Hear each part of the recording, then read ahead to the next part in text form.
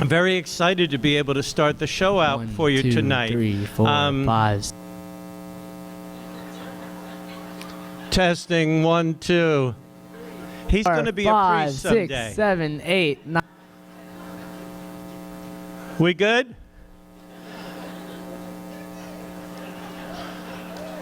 We might have to pray for the stage crew. How do you like my uniform?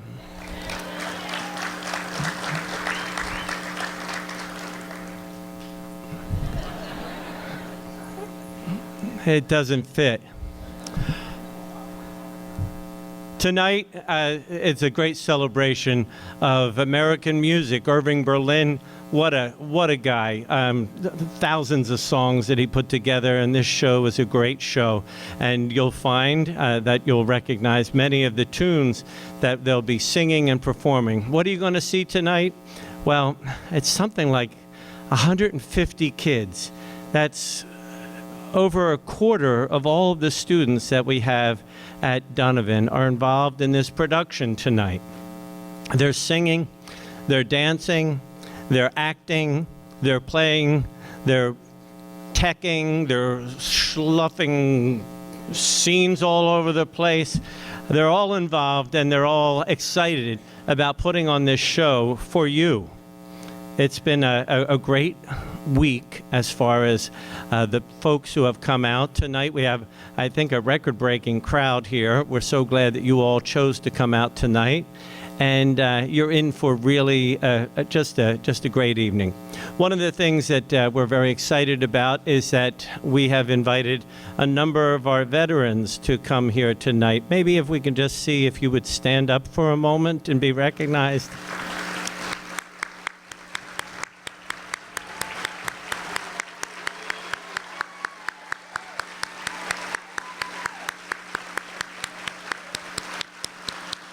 Thank you. Thank you. We'll have a chance to salute you real official-like a little bit later. I couldn't be happier or more proud of what you're going to see tonight. And with that, I would just say, continue to count your blessings. Continue to, say your prayers, and continue to give God thanks each day. I present to you White Christmas.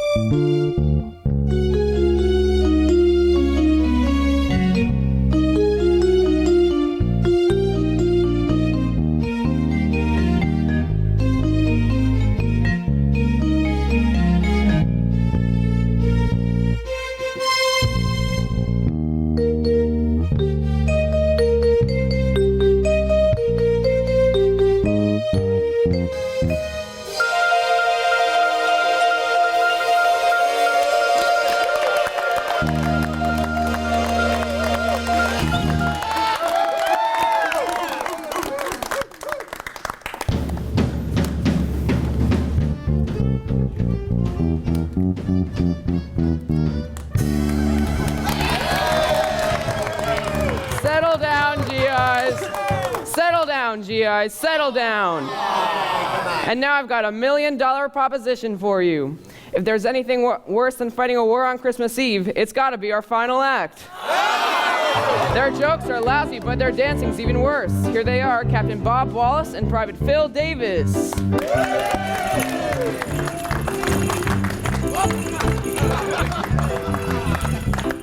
Private Davis. Yes, Captain Wallace? Remember, don't sing until you see the whites of their eyes. Oh, I see them. Well, then sing! Happy holiday, happy holiday. While the merry bells keep ringing, may your every wish come true. Happy holiday, happy holiday. While the calendar keep ringing, happy holidays to you. It's quite a crowd we got out there. What do you think? Well, it looks like they've been through a war. They have been through a war. Well, then it looked pretty good. While the merry bells keep ringing, may your every wish come true.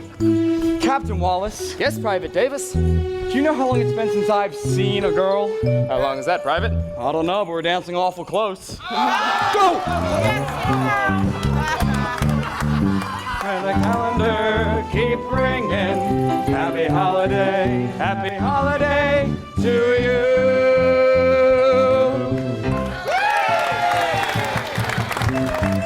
All right. Thanks. We certainly had a good time tonight, haven't we, fellas? Now look, I know you're all missing home.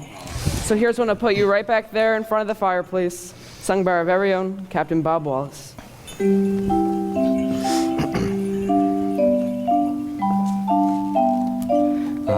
I'm dreaming of a white Christmas, just like the ones I used to know, where the treetops glisten and children listen to hear sleigh bells in the snow.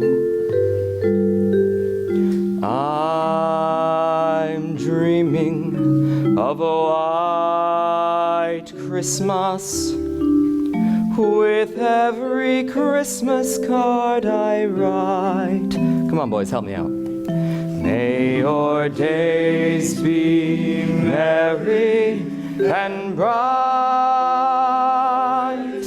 and may all your Christmases be white.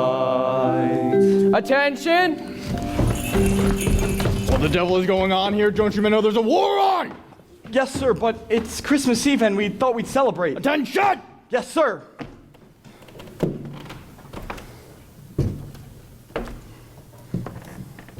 Take off those ridiculous bells. Just a little Yuletide cheers all. Jingle bells and so on. Davis, if you could march as well as you jingle, this war would be over. Yes, sir. Captain Wallace, I believe you're out of uniform. Oh, yes, sir. Dismissed. Yes, sir. Yes, sir. Thank you, Thank sir. you, sir. And gentlemen, thank you for the fine show. Thank you, sir. Merry Christmas, sir. So, Christmas Eve, 1944, and I don't see any flying reindeer in this little corner of hell tonight. Gentlemen, I have some news for you. The Army has ordered me stateside as of 0100 hours to get this German buckshot taken out of my leg. And if you don't give the new CO as much as you gave Henry Waverly, I may come back and fight for the enemy. It's been my great privilege to lead you men, Johnson, Sanchez, Rubenstein, Pirelli. The 151st is doing America proud. Maybe in a year from now, we'll be celebrating the holidays around a fire with our family and friends. 10 years from now, 1954, who knows where we'll be. Let's pray. Let's pray it's a better world. Soldiers, Merry Christmas.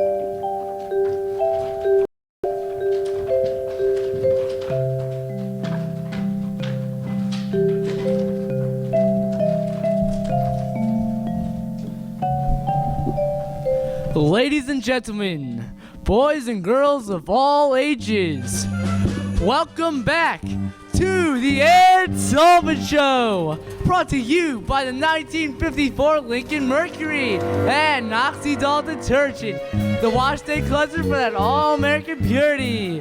Use Oxydol! For purity! And now, America's favorite song and dance team, recording artists and Broadway stars, Bob Wallace and Phil Davis.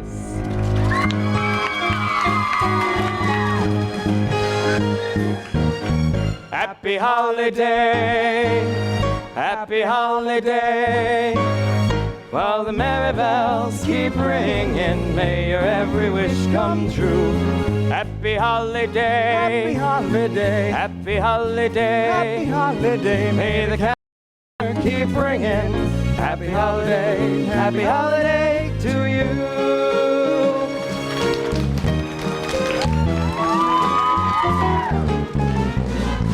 Come get together, let the dance floor feel your leather. Step as lightly as a feather, let yourself go.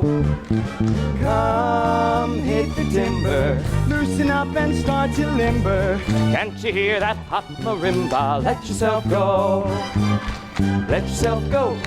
Relax and let yourself go. Relax. You got yourself tied up in a knot. The night is cold, but the music's hot, so come on, gather closer. Don't you dare to answer no, sir. Put your banker, clerk, and grocer. Let yourself go. Let yourself go. Relax and let yourself go. Relax. You got yourself tied up in a knot. The night is cold, but the music's hot, so come cuddle closer. Don't you dare to answer no, sir. Put your banker, clerk, and grocer. Let yourself go.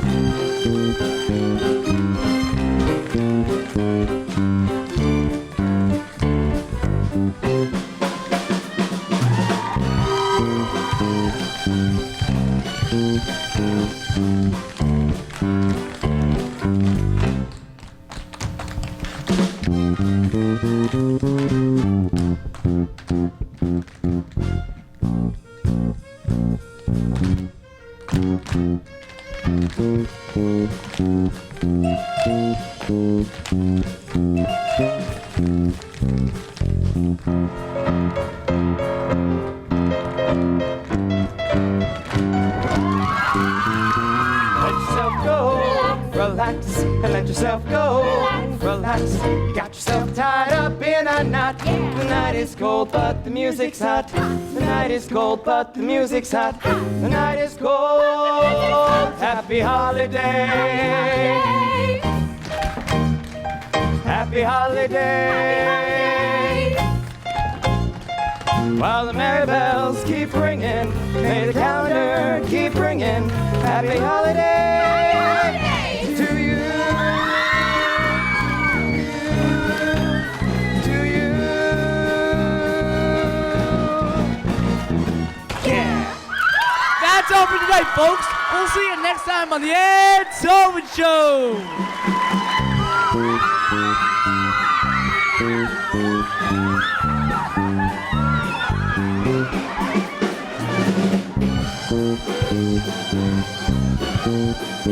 Thanks, everybody. We're off to Miami to try out our new show. Merry Christmas. We'll see you in Florida. Merry Christmas.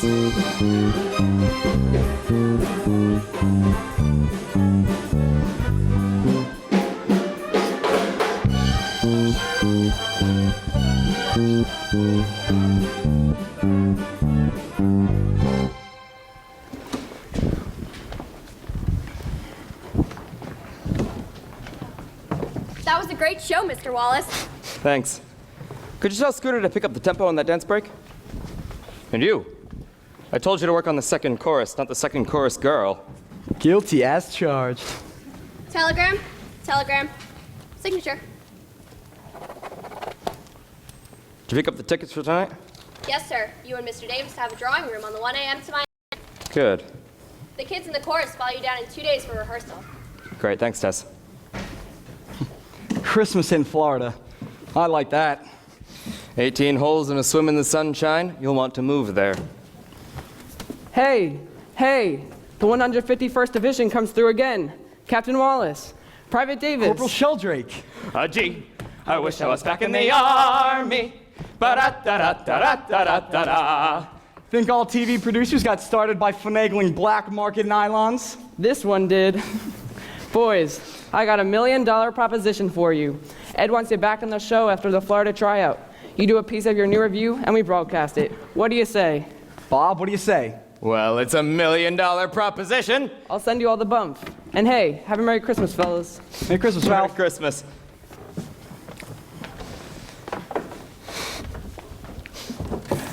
Oh, Philly Dilly.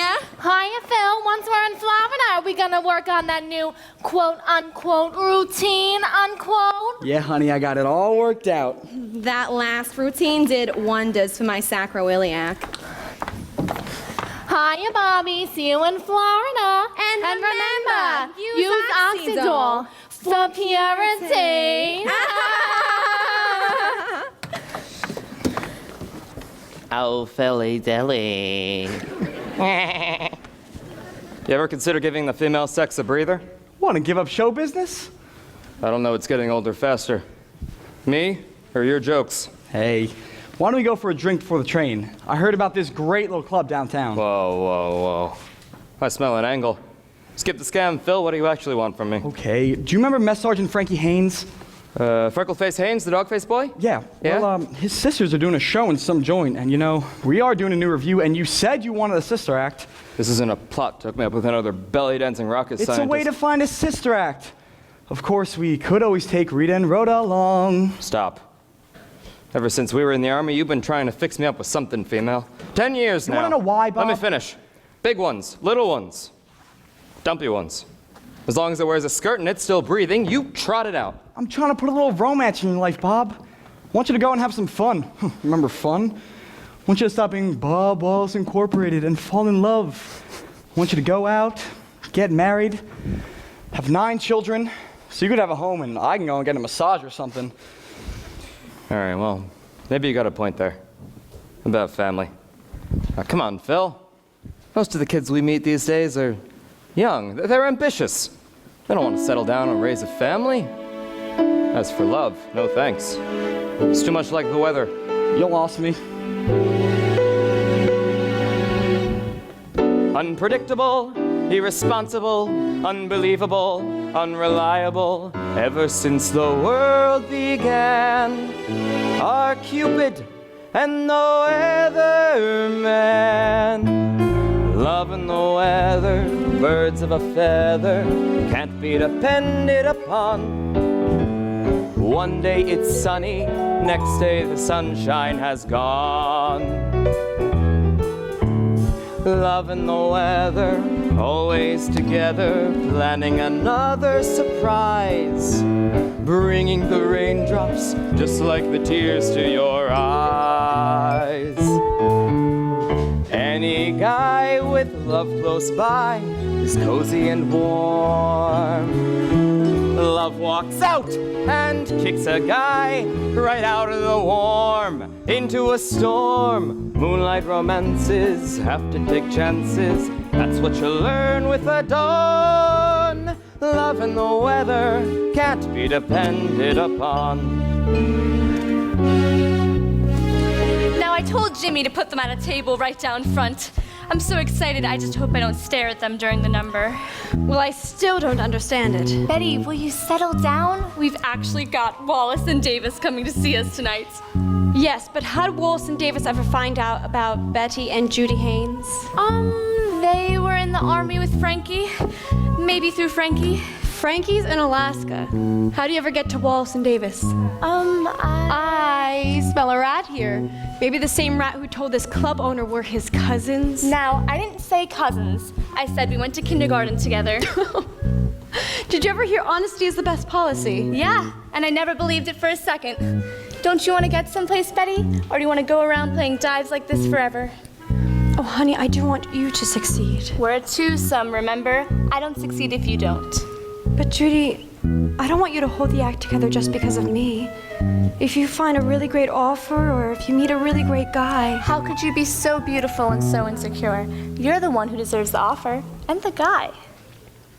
Well, I don't know about deserve him, but I'll get my galoshes and get my umbrella when I do. You lost me.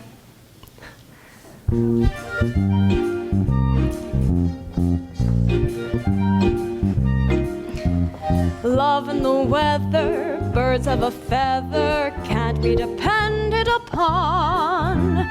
One day it's sunny, next day the sunshine has gone. Love and the weather, always together, planning another surprise, bringing the raindrops just like the tears to your eyes. Any gal who's Cupid's pal is cozy and warm. Love walks out and kicks a gal right out of the warm into a storm. Moonlight advances, love's golden chances. Rain comes along and they're gone. Love and the weather can't be depended upon. Come on, Bob, just humor me, won't you? Call it a favor for an old army buddy. We'll go see Frankie's freckled-faced sisters, and maybe the skies will clear and the weather will break, and the love of your life will pop out of a puddle. I'll grab his cab.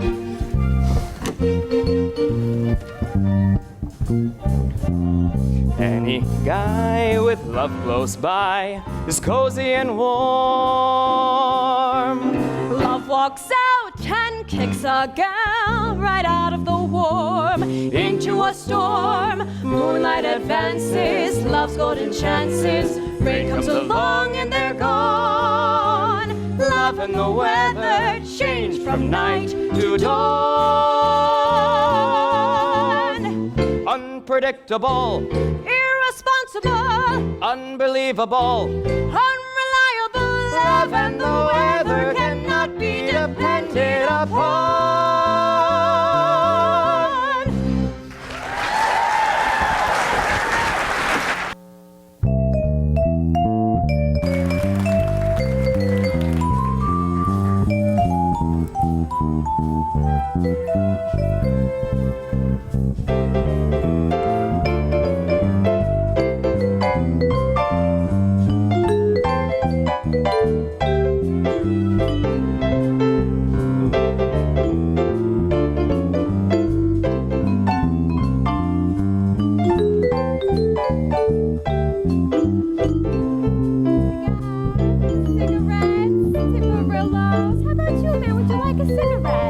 There you go.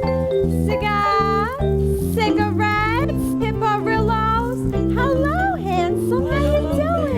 would you like a cigar? There you go. Cigars, cigarettes, Tiparillos. Hello, young man. Would you like some candy? Oh, your cheeks are so adorable. Cigars, cigarettes, Tiparillos. Hello, handsome sir. Here you go. There's a cigar just for that pretty face.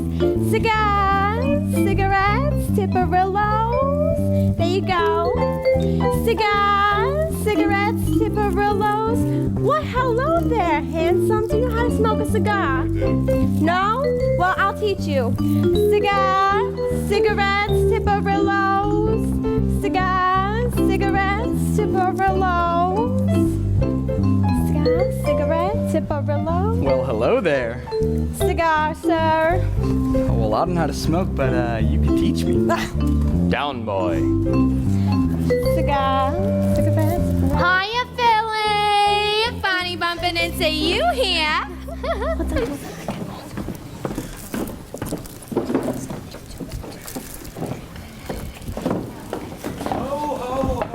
Merry almost Christmas and welcome to the back room at Jimmy's, who are now proud to introduce Betty and Joni. Judy. Judy, of course. The Bain sisters.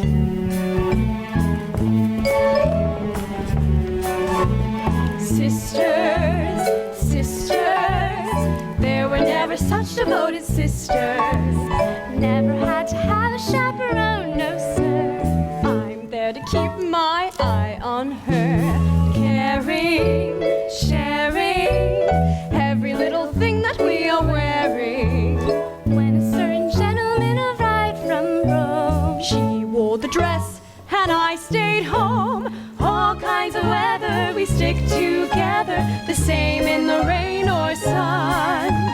Two different faces, but in tight places, we think and we act as one. Those who've seen us know that not a thing could come between us. Many men have tried to split us up, but no one can. Lord help the mister who comes between me and my sister. And Lord help the sister who comes between me and my man. Sisters, ever-loving sisters. Sister, don't come between me and my man.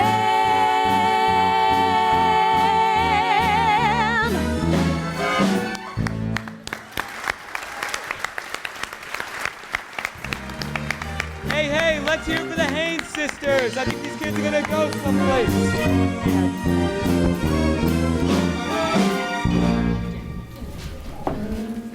Those girls were terrific.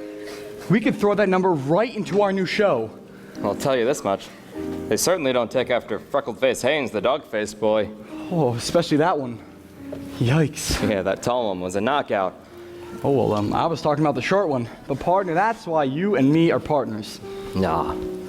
Great-looking girl like that probably has a whole string of guys. She's probably married. So find out in some charming, roundabout way. Talk to her, Bob. What do you mean, talk to her? Well, they'll be here in a second. I invited them for drinks. You what? What, do you think I'm sitting here to see some more of you? Well, what do you want me to do? Well, I won't say be yourself. So why don't you just try to, just be relaxed. Just be natural. Be natural. Yeah, just a couple casual questions and, natural. Okay. Can do that. Oh, here they come. Natural, Bob. Am I lopsided? You're gorgeous. Now just talk to them, Betty. Act natural. Natural. Hello. That was a great number. A fantastic number. How'd you do? I'm Judy Haynes, and this is my sister Betty. Wallace Davis. Davis Wallace. Oh, we know who you are. Well, sit down. Sit down.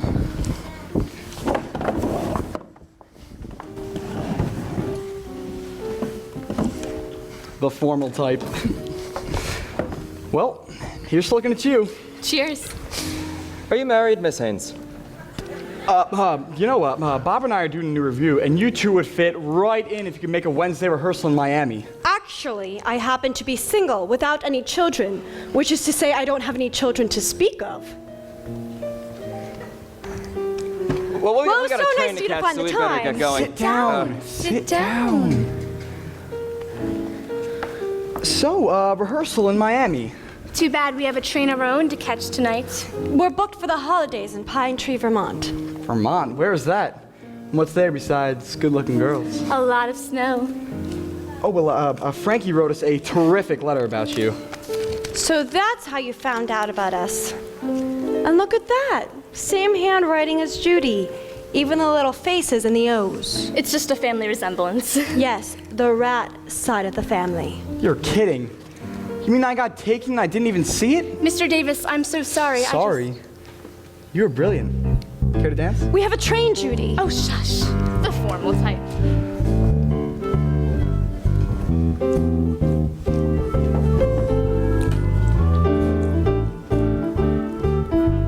Mr. Wallace, I apologize for my sister. Oh, Judy didn't do anything wrong. She saw an angle and she worked it. An angle? Well, sure. She played the percentage and got what she wanted. Percentages and angles. Isn't that pretty cynical? Oh, come on, Miss Haynes. There's a little bit of larceny in all of us.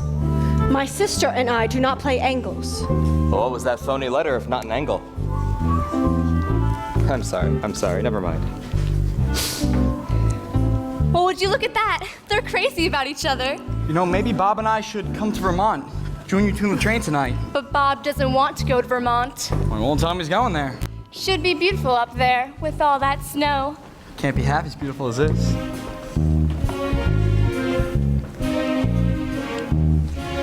The best things happen dancing. Things that you would not do at home come naturally on the floor. For dancing soon becomes dancing when you hold a girl in your arms that you've never held before.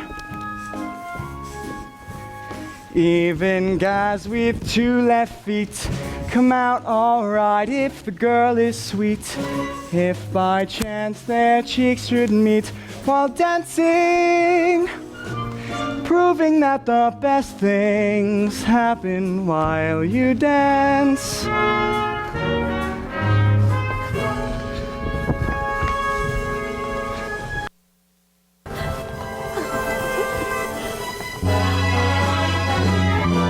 The best things happen while you're dancing. Things that you would not do at home come naturally on the floor. For dancing soon becomes romancing when you hold a girl in your arms that you've never held before. Even guys with two left feet come out alright if the girl is sweet. If by chance their cheeks should meet while dancing, proving that the best things happen while you dance. You dance. You dance. Oh.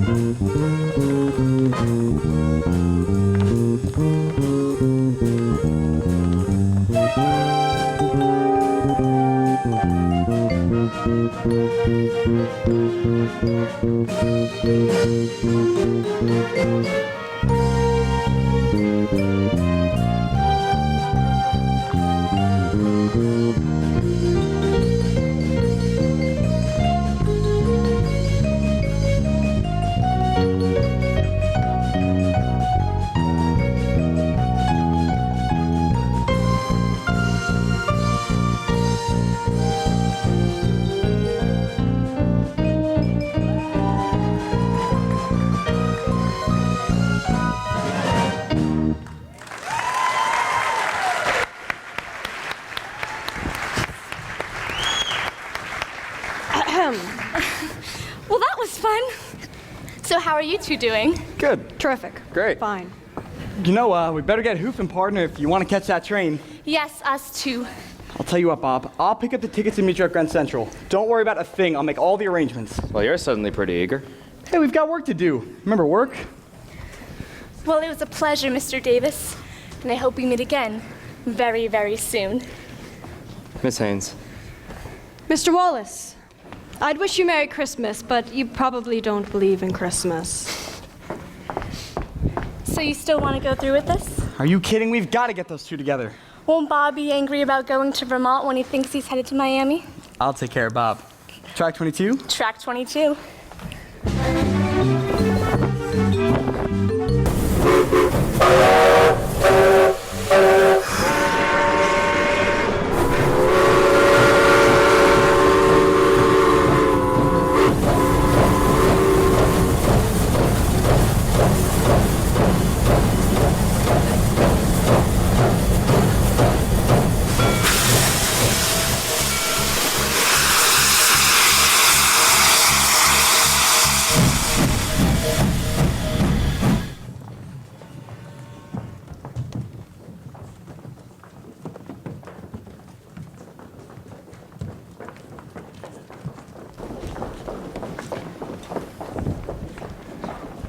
Well, I don't get it. Tessa said she booked us a drawing room to Miami. 2 nice, warm, soft beds and a bar. And a bathroom closer than 10 cars away. Well, there must have been some kind of snafu with the tickets. Providence! Providence!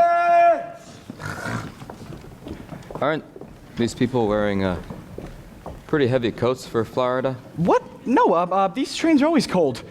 Aren't you freezing? I'm gonna complain to the company. Providence! Well, they're gonna boil in Miami. Did that guy just say Providence? What? No, Providence, Providence, Virginia. It's an old revolutionary town. I think Jefferson came from there.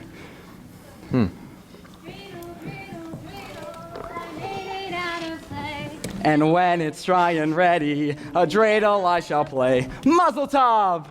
Sit down. I keep thinking about those 2 poor girls on the way to Vermont. Oh, man. An inn in Vermont. Well, it could be beautiful up there, you know, all that snow. Yeah. I bet it's an old grist mill with some chintz curtains. Well, I'm very fond of chintz myself. I bet there's an old barn out back where they put on their little shows. Bob, you are psychic. Hey, you guys! Funny running into you here. No. No. Mr. Wallace, I'm so sorry. I really didn't know until just this minute. So you don't play angles, huh? This is not an angle. At least it's not my angle. It's my sister's angle, and I'm very ashamed. Well, you ought to be ashamed. Following us all the way to Florida. Providence!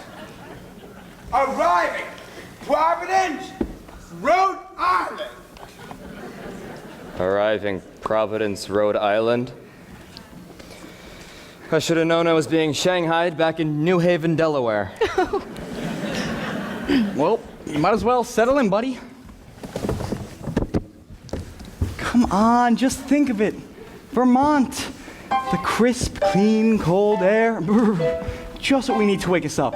Sure, skiing and the snow-covered slopes. Hot cocoa. It's true, Mr. Wallace. It's very beautiful up there. Beautiful. It's a winter wonderland. Snow.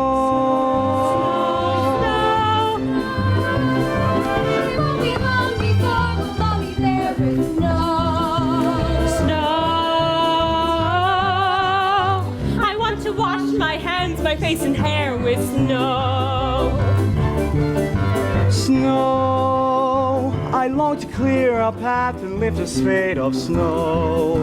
Snow. To see a great big man entirely made of snow. Snow. Where it's snowing all winter through. That's where I want to be. Snowball throwing, that's what I'll do. How I'm longing to ski through the snow. Those glistening houses that seem to be built of snow. Snow. To see a mountain covered with a quilt of snow. What is Christmas with no snow? No white Christmas with no. Snow. Snow, snow, snow, snow, snow, snow, snow, snow. It won't be long before we'll all be there with snow, snow. I want to wash my hands, my face and hair with snow, snow, snow, snow, snow, snow, snow. I want to clear a path and lift a spade of snow, snow. To see a great big man entirely made of snow. Jing, jing, jing, jing, jing, jing, jing. Where it's snowing all winter through.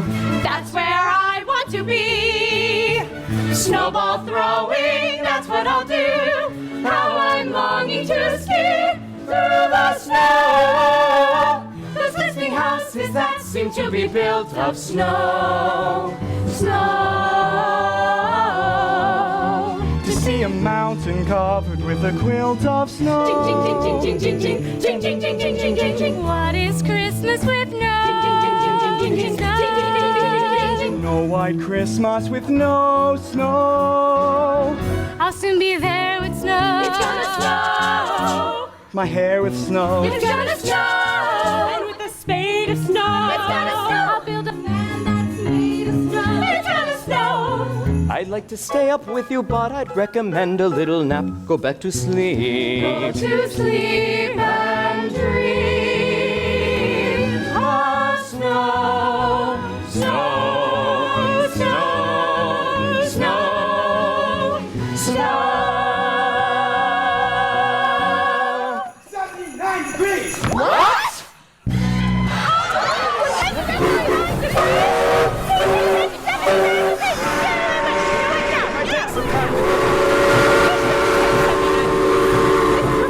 It can't be 79 degrees here. No. He just said 79 degrees. He just said 79 degrees! He just said 79 degrees!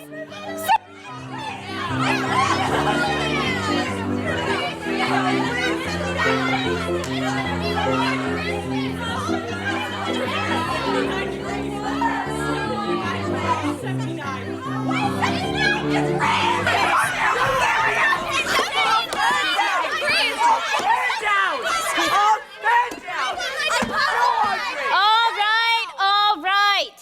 So we don't have any snow. I'm not a snow machine, and I'm not a weatherman either. I'm sorry. It's not a disaster. It's just a heat wave. In December! This is Vermont. We're individuals up here. You promised me there'd be snow. Well, Santa promised me a bunny rabbit, and I never got that either. If I wanted a suntan, I'd have got San Juan! Come on, Josephine, we're going to Saskatchewan. They're predicting a blizzard, you know. I hope y'all get stuck in it. Conformists! 79 degrees. Martha, the mail came in. The mail? Oh, the mail. Give me that. We gotta hide these bills from your grandfather. Why do we have to hide the bills from Grandpa? Never you mind. Oh dear. Oh dear. Oh dear. Oh lordy. Washington, D.C. Susie? Watch it. I mean, Susan. Don't you have some homework you should be doing? Okay, so I was wrong about the snow. May I help you? Yes, we have space. You can have any room in the inn, including mine. Sign right here. Actually, we're not guests. We're your entertainment. Well, your audience just left. You better catch them. They're moving fast. Hot cocoa and shushing. Clean, cold air. Just what we needed. Wait a minute. I know that voice. You're Bob Wallace. Look at that. Oh, you see I get touched him. And Phil Davis. Wallace and Davis, Davis and Wallace. What the hell are you two doing in Pine Tree? Bring you the fabulous Haynes sisters. Just wait to hear Marble. I'm sorry. We won't be able to use your girls. We'll pay you half salary for canceling. If you don't mind taking most of it in postage stamps. Well, we could probably still catch the Southbound Express. It was a real pleasure, Miss Haynes. Delighted, Mr. Scrooge. Martha, where the devil is the mail? Oh, attention! At ease, men. Yes, sir. Yes, sir. I said at ease. Yes, sir. Oh, How are you, Captain? well, I'm fine, General. What are you doing here? I haven't owned this establishment. What's your excuse? Oh, we were just telling your wife. What? Wife? Wife? No, anything but that wife. You spent 10 years on me. This is, Martha Watson, my concierge. Concierge. Lucky he doesn't call me Sergeant anymore. You know, he once posted a sign, breakfast after calisthenics, 0600 hours. In response to your question, Your Majesty, they brought these cows to sing for the holidays. They're the sisters of Mess Sergeant Frankie Haynes, sir. Freckleface Haynes, the dog-faced boy. Frankie will be so pleased you remembered him. It's a real honor to meet you, General. My grandfather is a hero. How thinking of my granddaughter? Susie's visiting for the holidays from California. It's Susan, actually. Yes, the smart one in the family. And the strongest one, too. What is that, a Gutenberg Bible? I'm writing a report on the American Revolution, and New England is where America began. But I really came for the snow. Out of the mouth of you-know-who. Oh, don't make any personal calls. Martha listens at the switchboard. I do not. I checked the connection. Anyways, I already told the girls we'd have to cancel. Cancel? Why? We've got a stage out in the barn, don't we? Huh? Something wrong, Captain? No. Just, barn. Yeah, we got a stage all right, but who are they gonna sing to? We drafted these girls for the holidays, and we'll pay them for the holidays. Oh, that's very generous, sir, but we wouldn't want... We're gonna have 2 feet of snow tonight and be full up tomorrow. Is that the forecast? No, it's pig-headedness. There's one thing the Army taught me is to be positive. Especially when I have no idea what I'm talking about. Now, Martha, has the mail come? I'm expecting a letter from Washington. No, I haven't seen any letter from Washington, no. You mean this letter, Grandpa? That's the one, Susie. As you boys may have noticed, this inn isn't quite a paying proposition yet. Ha! This letter's my ticket. I'm going back into the Army. Yesy, Mrs. Food. Anyway, girls, let me show you up before Light Horse Harry puts you on KP. Au revoir, my little mountain flower. Now this is what I call Christmas. Anyway, I wrote my old pal Carton and applied for active duty. Maybe a training command or a posting overseas. Could I read the letter for you, Grandpa? Nice and loud, Susie.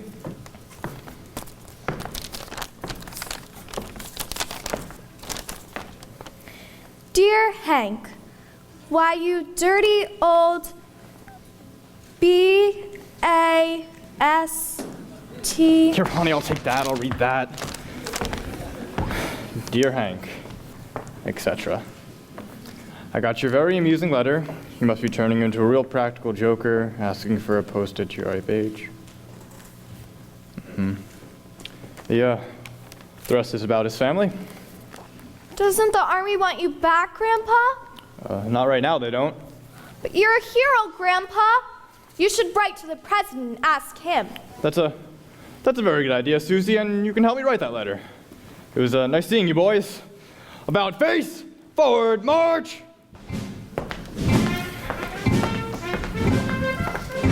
Poor old guy. It's that bad, huh? Sunk everything he owned into this place. Pension, life savings. Just look at all these bills. Bank sent him a letter that'll curl your hair. Pay up, and you're out. Doesn't know about that. Would you tell him? When the war was over, there were jobs galore for the G.I. Josephs who were in the war. But for generals, things were not so grand. And it's not so hard to understand. What do you do with a general when he stops being a general? Oh, what do you do with a general who retires? Who's got a job for a general when he stops being a general? They all get a job, but a general no one hires. He walks into an office and answers to an ad. He'll take the job that's offered. The pay is not too bad. They'll ask his last position. He answers with a punch. I was a general, and he asks him out to lunch. And he has to meet the mob. But he doesn't get the job. Nobody thinks of assigning him when they've stopped whining and dining him. It seems this country never has enjoyed so many 1 and 2 and 3 and 4-star generals unemployed. Listen, Phil. The old man needs some customers. We could work up a few. Oh, you mean bribe some of the locals? No. I mean, why don't we invite the cast up and try out our new show right here? Wow. You know, if you had nicer legs and some personality, I'd marry you. Gosh, a Wallace and Davis review would pack the place. Well, we'd have to talk to the girls. We're horning in on their act.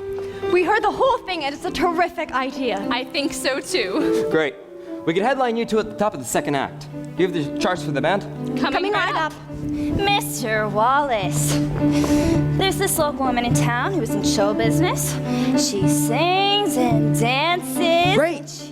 Maybe we could use her backstage as a dresser. Meantime, get me long distance. I have to call New York. Aye, aye, Captain. That's Navy. So court-martial me. New York, what for? Sheldrake. He's the contact for the 151st. Ralph's office sends out letters to all the guys. We get him to come up here for Christmas and buck up the old man. You know what I call that one? $1 million proposition. We'll take the job of assigning him. Let's start whining and dining him. It seems this country never has enjoyed so many 1 and 2 and 3 and 4-star generals unemployed. But we've got a job for a general who's retired.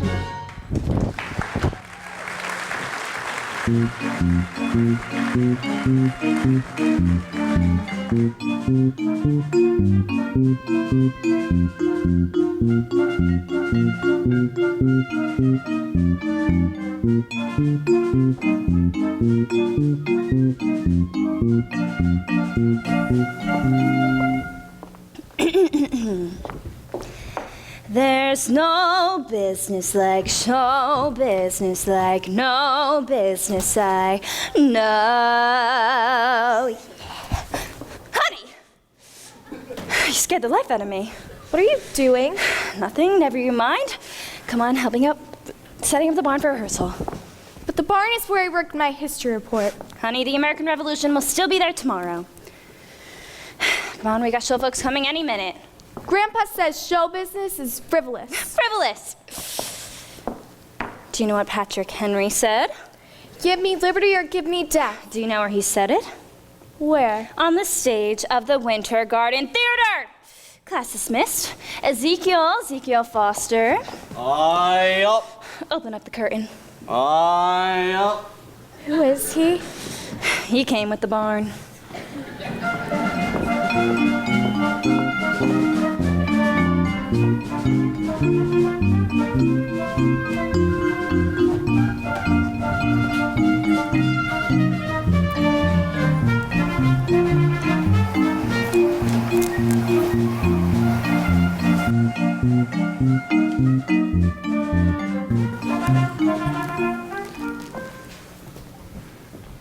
Well, it's a barn, all right. But Mr. Wallace, the barn is where I worked my history report. Wait a moment. Do I smell a piano in this classroom? Oh, yes, I do. Edouard Steinway. Number 5. Mr. Davis, you didn't really smell the piano. Oh, well, I can detect a spin at 50 feet. Don't confuse the child. Mr. Wallace, come on up here with me for a sec. This local woman in town who is in show business. She not only sings and dances. Well, tell her to send us a picture. We'll certainly consider her. I can't believe we're performing in an actual barn. Oh, well, you look better in a barn than most girls look in a Chanel gown. You mean? Oh, I do mean. Mwah, mwah, I do mean.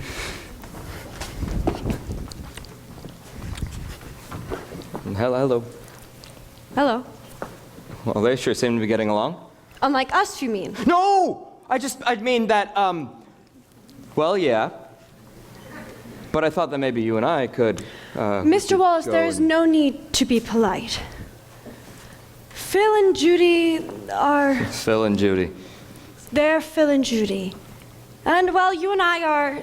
Bob and Betty. We're Bob and Betty. Exactly. Sometimes the twain wasn't meant to meet. Sometimes the twain doesn't get out of the station. Oh, look, there's Bob. There has to be some kind of mistake. We're in a barn. Yes, we are. All right, people, calm down. People, calm down, calm down. I got rehearsal schedules for the chorus. Mike? I've got 3 sets of scene breakdowns. Mike. They're labeled A, B, and C. Mike. Let's pass them out. Relax. It's just a show. Just a show. Damn. Mr. Wallace, do you realize you are attempting to stage a Broadway extravaganza in 5 days? And that the stage manager's office is a pigsty? And I mean a sty with an actual pig! We'll work him into the finale. Meantime, I want you to meet Betty and Judy Haynes. This is Mike Nolte, stage manager. Hello. Hi. There's Scooter on the keys. Hello, Scooter. Nice to meet you. Over there's Jim. Hi, Jim. There's Gloria. Hi, Gloria. Marty's somewhere. Hi, I'm Gail. Nice to meet you. Hey, whoa, hold your horses. You'll all get a chance to meet him up close. Oh, all right. Bye. Hiya, Philly. Ow, Philly dilly ow. Hey, look, it's the Bobbsey twins. Well, I can't find my gold dress anywhere, but it is a good thing I forgot my woolens given how sultry it is up here. As if it ain't hot enough with Philly dilly around. I was hot all the way up just thinking about you, Phil. Except, it ain't the heat. It's the humidity! Hi. Pardon my innuendo, but who's she? Oh, I'm sorry. Judy Haynes, Rita Rhoda. Rotor Rooter, hello. Charmed, I'm sure. As am I. Well, that makes 2 of us. Ooh! Well, this show goes up Christmas Eve, so that's right around the corner, so we better hustle. Scooter, give us a chord. Ma-me, me, mo-moo. Ma-me, me, mo-moo. Ma-me, me, mo-moo. Ha, ha, ha, ha. Ma-me, me, mo-moo. Ma-me, me, mo-moo. Ma-me, me, mo-moo. Ha, ha, hot and hot! What is all this racket in here? The Broadway battalion ready for duty, sir. Captain Wallace, what are all these troops? We call it a cast, sir. The Haynes sisters gave us a spot in their act, so we invited up a few volunteers. A few volunteers? This is half the population of Vermont. Show folks, you know. No, I don't know.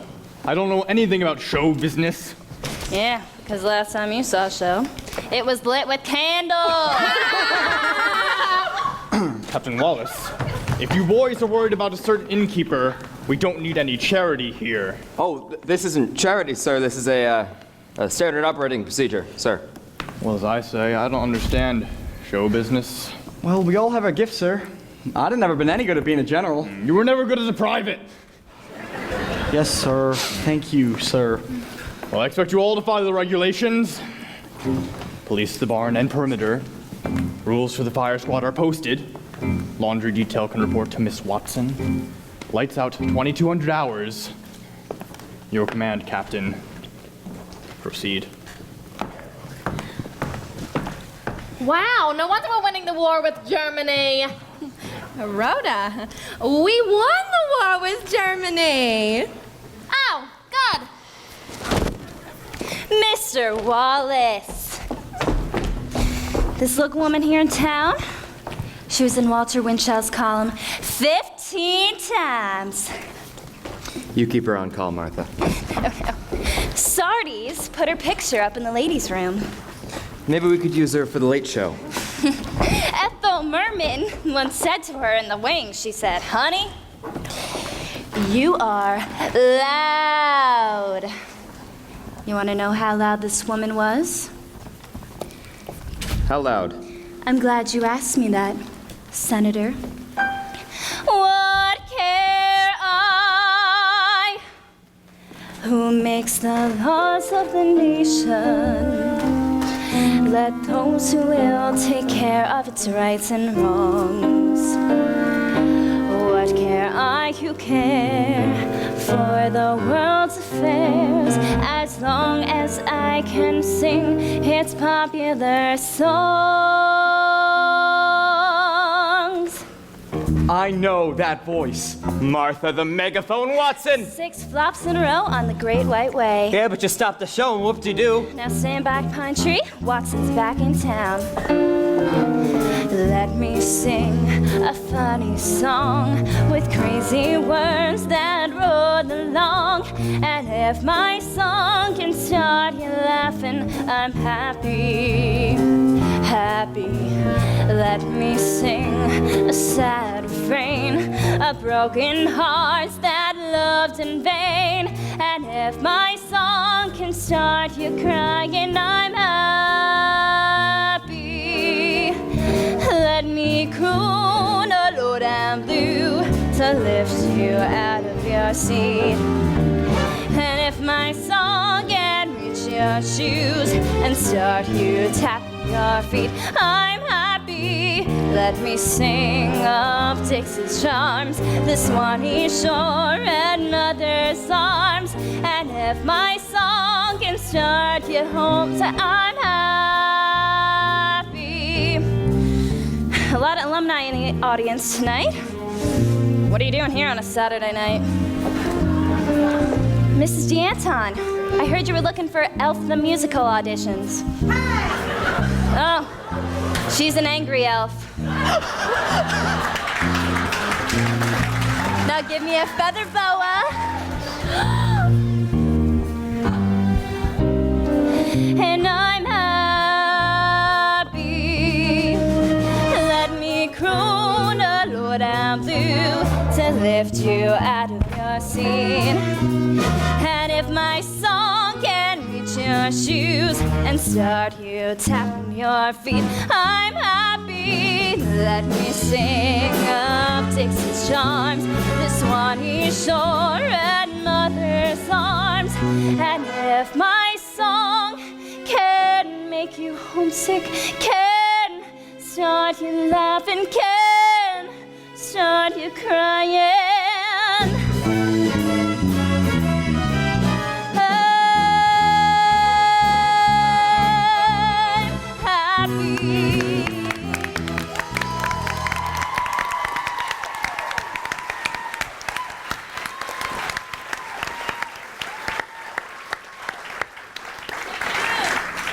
Martha, where'd you learn to do all that? You don't learn that, sweetie. You're born with it. Can I be born with it? Somebody get that woman a costume. Costume? I want a 2-year contract. Catch you later, Philly. I'll be the one wearing next to nothing. Look, Judy, those girls are my cousins. We went to kindergarten together. We were in the church choir together. You kids are all staying out in the ski lodge. Which way's the ski lodge? I'm glad you asked me that, Senator. Let me show you where that is, and I'm happy.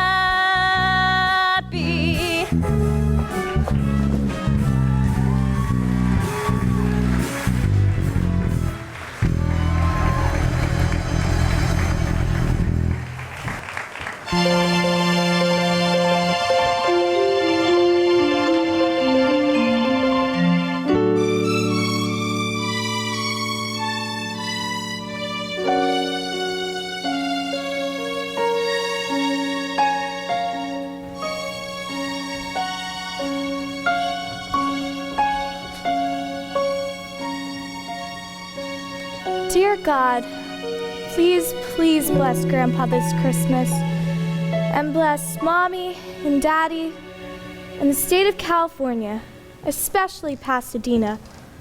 But remember to bless Grandpa most of all. I'll even give up snow. Though frankly, I'd rather not. Amen.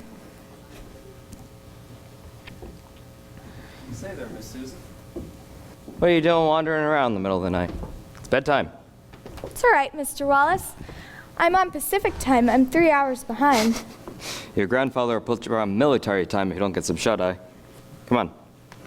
I haven't been sleeping so well in Vermont anyway. What's the matter? You homesick? You got something on your mind? Just the usual day-to-day concerns and stuff. Those day-to-day concerns are killers, all right. Mr. Wallace, is Grandpa really going back into the Army? I don't know. He might someday. Could I go with him? You could volunteer, but you might be a bit on the short side. Mr. Wallace, is Grandpa very unhappy? Yeah, Susan. I think he is. I wish I could find a way to help him. I love him so much, Mr. Wallace. Well, then maybe you just tell him that. Sometimes that's all the help he needs. I tried. I almost did today, but it kind of scares me. Oh, don't feel bad. He used to scare 6,000 grown men at a time. Well, you go on and try to get some sleep. But how can I? All I can think about is Grandpa. It's easy. Just try the Bob Wallace method. When I'm worried and I can't sleep, I count my blessings instead of sheep, and I fall asleep counting my blessings. When my bankroll is getting small, I think of when I had none at all, and I fall asleep counting my blessings. I think about a nursery and I picture curly heads, and one by one I count them as they slumber in their beds. If you're worried and you can't sleep, just count your blessings instead of sheep, and you'll fall asleep counting your blessings.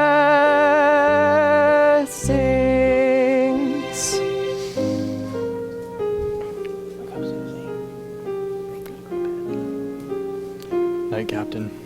Good night, sir. Night, Susie.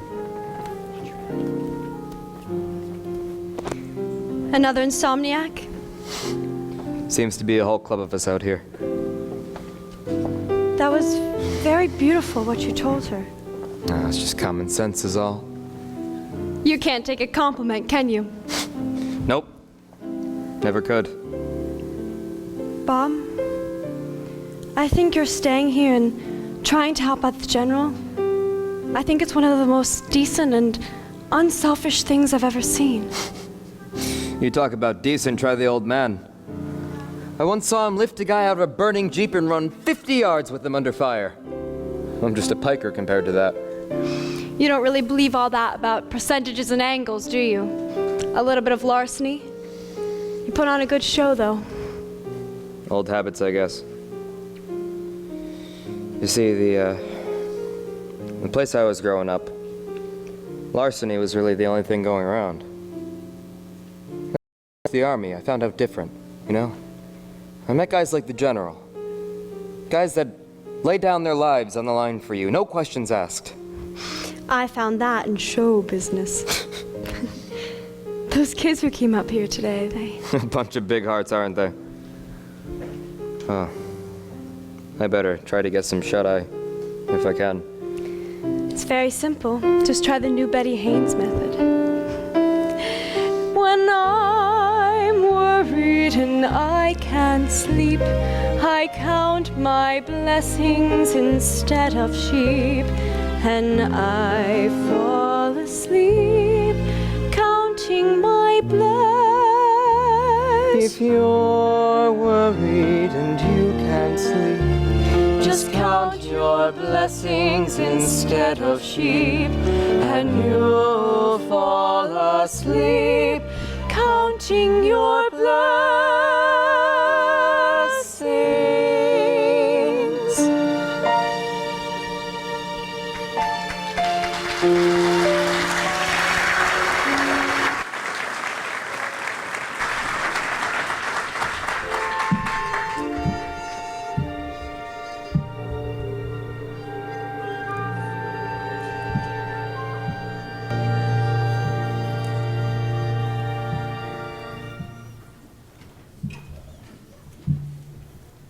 Good morning, the Ed Sullivan Show. Yes, Miss Clooney, I'll connect you. Good morning, the Ed Sullivan Show. Senor, hold on a second. Good morning, the Ed Sullivan Show. Let me get this straight, Mr. Banks. Your client refuses to go on after Topo Gigio, the lovable Italian mouse? May I remind you that Topo Gigio is an American institution? May I also remind you that your client is Slinky the Seal? He juggles balls and catches fish and doesn't know a thing about comedy. Well, what are you going after Senor Wences and his talking box? Okay, you talk to Slinky, I'll talk to Topo. We'll talk, goodbye. Ethel? Yes, Mr. Seldrake. Did you send out those letters to the guys from the 151st about going up to this inn for Christmas? Yes, sir. You're a peach. Now could you get me the Columbia Inn? I need Bob Wallace on the line.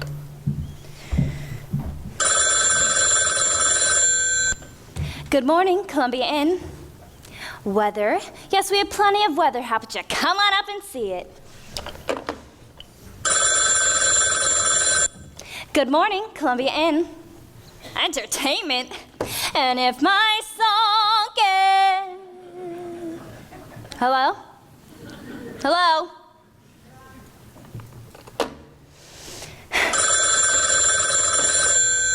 Good morning, Columbia Inn. Morning, Captain Wallace. This is not Captain Wallace. This is Martha Watson. Martha Washington? Watson! Watson. Oh, Martha Watson. I didn't know I was that old. Neither did I. This is Ralph Sheldrake in New York. Oh.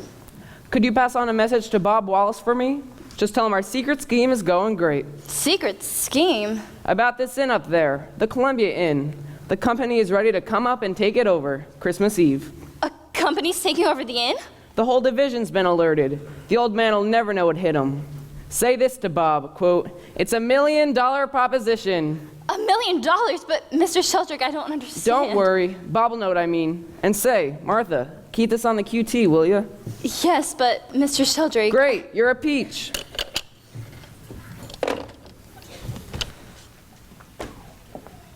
Oh my gosh.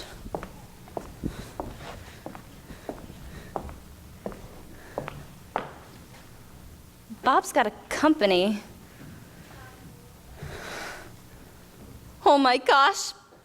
Bob's ready to take over the inn.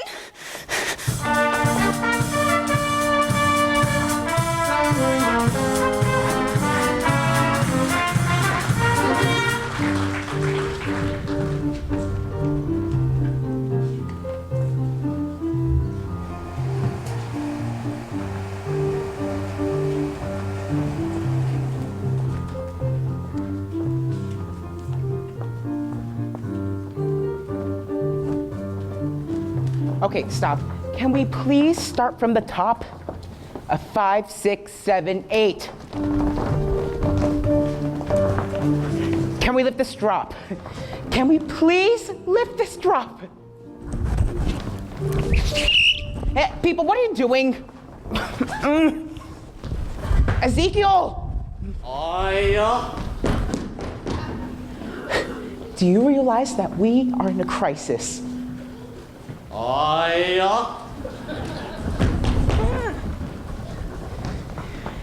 Morning, Mike. Now, did you say something about a crisis? Put up a show in 5 days? Why not? They say God took a week. Well, everything's faster now. Morning, sweetheart. So we friends again? I didn't know we ever stopped. Oh, Philly Dilly! But don't press your luck. Hiya, Phil. We came up with some new costumes for the show. What do you think? Oh, well, girls, this is a family show. We've got to try to keep it clean. We already thought of that. How's this for the kids? We're bells! Ding dong, ding dong! Well, I'll go talk to wardrobe. Wardrobe's that way, Philly Dillio. Morning. Morning. Morning. Well, you sure look bright-eyed today. You might say Santa came a little early this year. Well, if you're talking about Santa Bob Wallace, it couldn't have happened to a nicer girl. We had a long talk last night. Judy, I didn't know they made men like that anymore. Happy holidays, sister. Betty, you've got a telegram from New York. For me, quite a day. No, it's not it. That's it. From the Regency room at the Imperial. Stop. Can you come immediately? Stop. Solo engagement. You name the terms. Stop. Sign. What are you waiting for? We're the Regency room. What? Did you hold it up to the light? That's for amateurs. I use steam. 5 minutes, ladies, 5 minutes. People, 5! Too bad you have to give up the job of Pine Tree to take this job. Are you gonna take this job? What, and give up Pine Tree? Oh, Betty, you are just so honorable. Too bad everybody around here isn't as honorable as you. Anybody in particular? I shouldn't tell you this, but I got a call from Mr. Sheldrake, a friend of Bob's. Sounded like some big real estate man. Betty, they're scheming to buy up the inn. They're what? Our secret scheme is going great, he says. He says he's got a whole company all ready to take over the inn. On Christmas Eve, no less. They're not even gonna warn the young man. Oh, it's $1 million proposition. And he swears him to silence. That's not possible. They're not even gonna warn the old man, just kick him in his drawers. Bob couldn't be involved in something like that. Betty, if I'm wrong, I'll resign as president of the New England chapter of Busybodies Anonymous. Oh, Martha, there you are. Grandpa found all the bills you've been hiding, and boy, is he angry. Oh, Jupiter, I'm in trouble now. What are we gonna do? Honey, there's only one honorable thing to do. Hide. Can we lift this drop? Can we please lift this drop? Ezekiel! Good morning, Miss Haynes. How'd you sleep? I didn't sleep a wink myself. Yep. Best night of my life. What's the matter? You got a message from a Mr. Sheldrake. Seems your secret scheme is working out. Oh, beautiful, beautiful. $1 million deal, huh? $1 million proposition. That's all, Ralphie. Boy, how's this for a great little angle? Brilliant. This will really help out the old man. Help him? Is that what you call it? Sure. This will take the load right off him. A little bit of larceny in all of us. Oh, this will put larceny out of business. Oh, but say, you'll keep this under the table, won't you? I can't believe you'd have the gall to. Excuse me. What is this? Oh, don't let me interfere in the business plans of the great Bob Wallace. And I have a telegram to answer. Well, if this is about last night, I'd rather not discuss. it was just one little kiss, nothing to feel guilty about. Look who's talking about guilt. Am I supposed to feel guilty about Are something? we finished? Is that all, Mr. Wallace? Yeah, that's all, Miss Haynes. Martha! Where the devil is that woman? Places! Is everyone in costume? Mr. Wallace. Your number, Mr. Wallace? Hey, Phil. You ever figured out women? Well, yeah. They have long hair and they're smarter than us. Next question. Never mind. Listen, we got word from Ralph. The letters all went out last week. We are solid. Great. Okay, boys and girls, here we go. Now let this drop.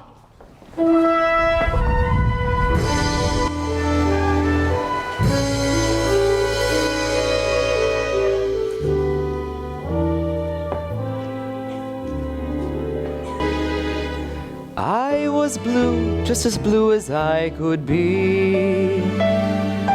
Every day was a cloudy day for me. Then good luck came a knocking at my door. Skies were gray, but they're not gray anymore.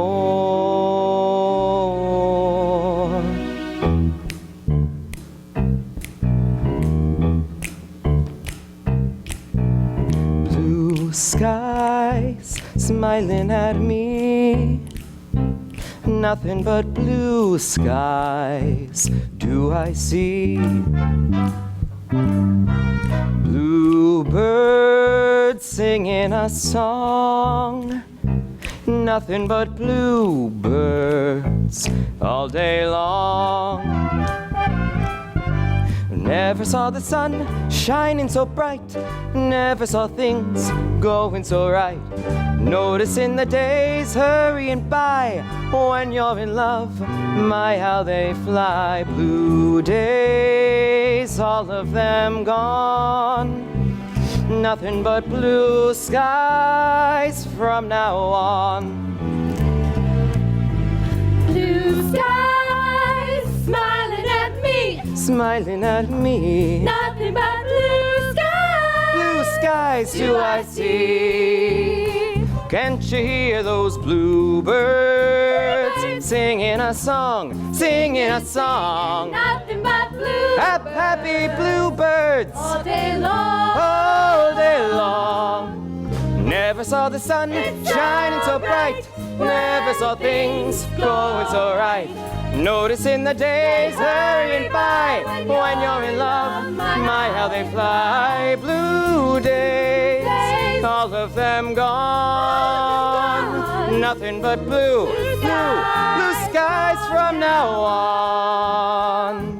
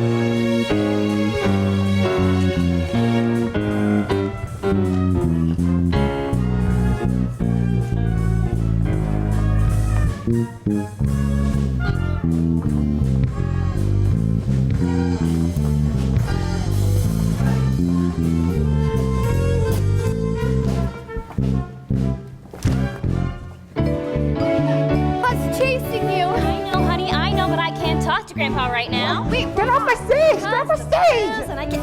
He's making us go off stage. Martha!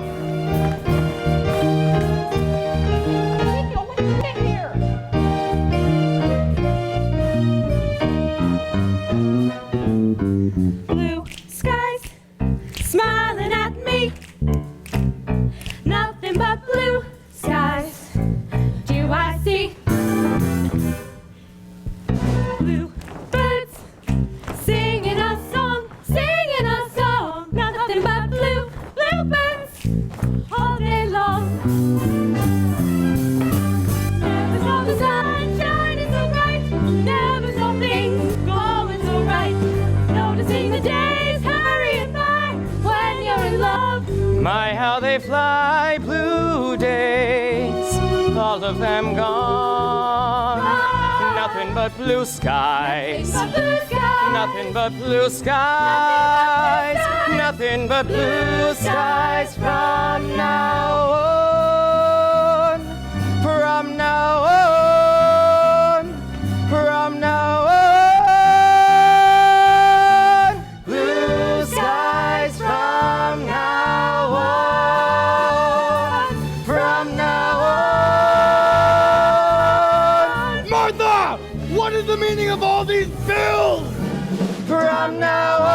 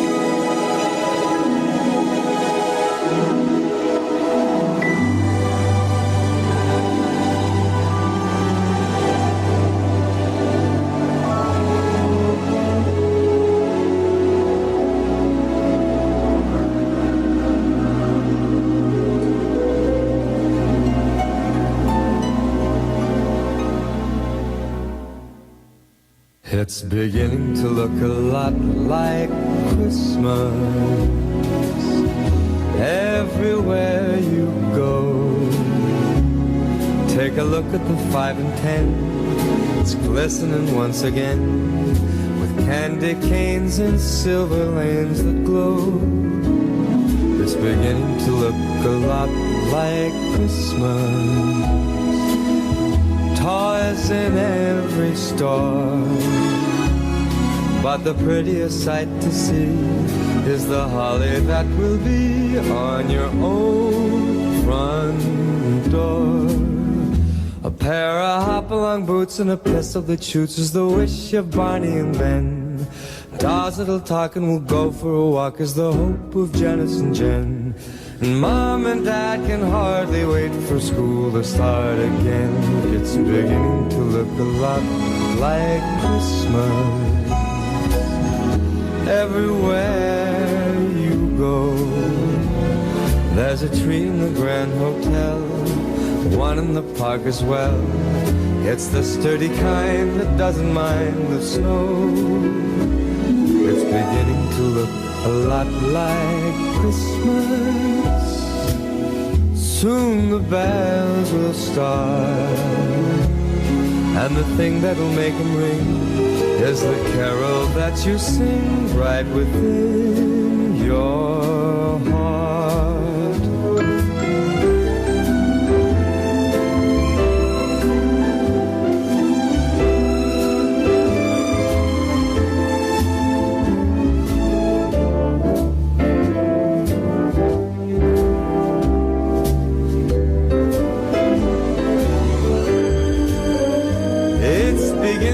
Look a lot like Christmas.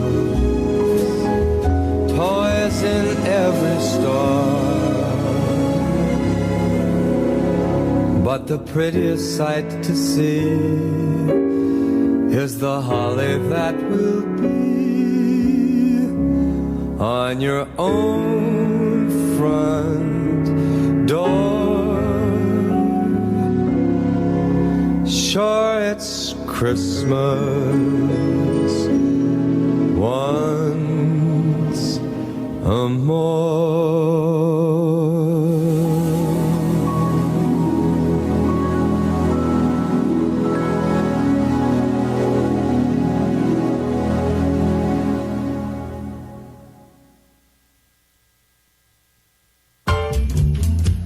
Merry Christmas, ladies. Merry Christmas, Mr. Buble. Are you ready to sing a little jingle bells? We want to let everyone know, for any of the faculty or alumni,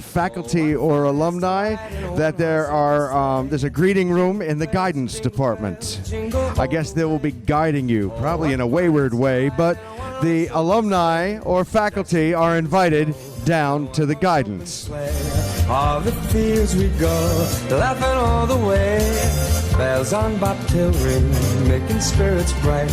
What fun it is to ride and sing a sleighing song tonight. Jingle bells, just jingle bells, jingle all the way.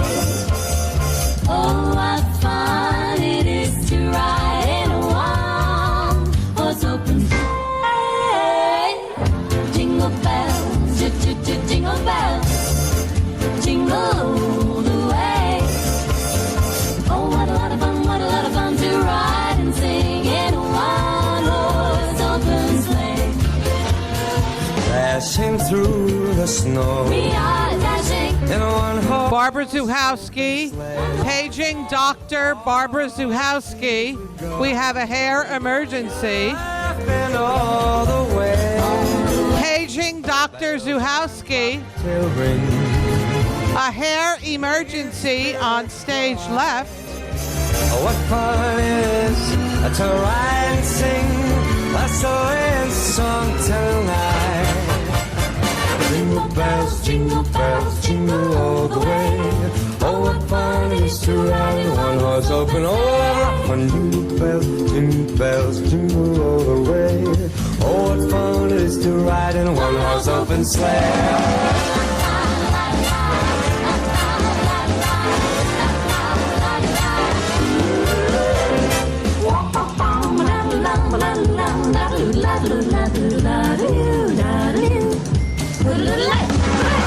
Jingle bells, jingle bells. Oh, what fun in a one-horse open sleigh. Jingle bells, jingle bells. Oh, what fun it is to ride in a one-horse open sleigh.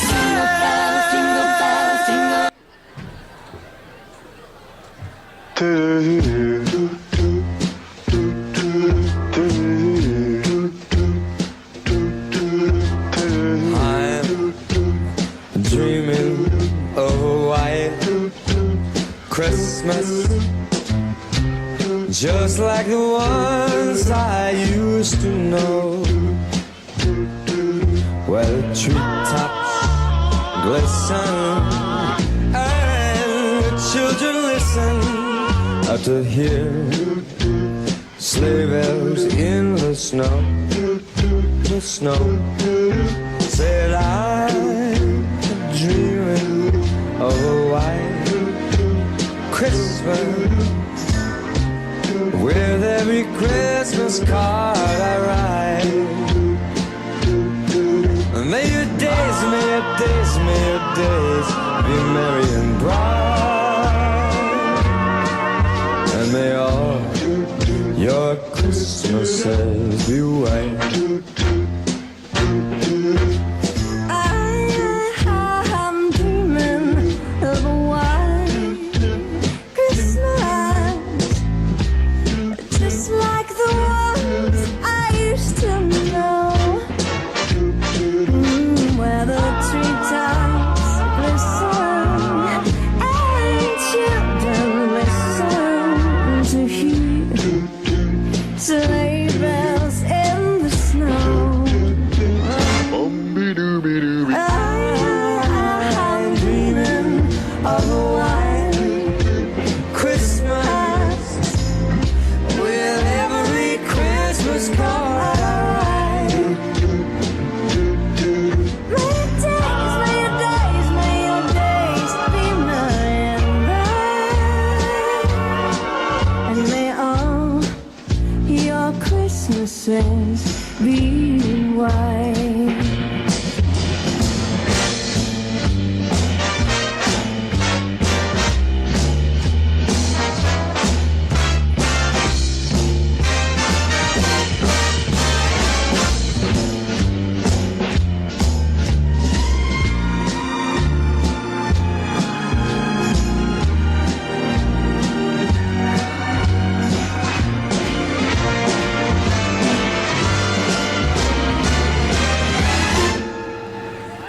I'm dreaming of a white Christmas. With every Christmas card I write, may your days be merry and bright,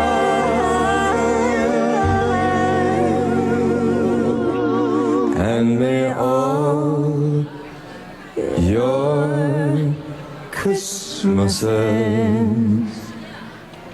be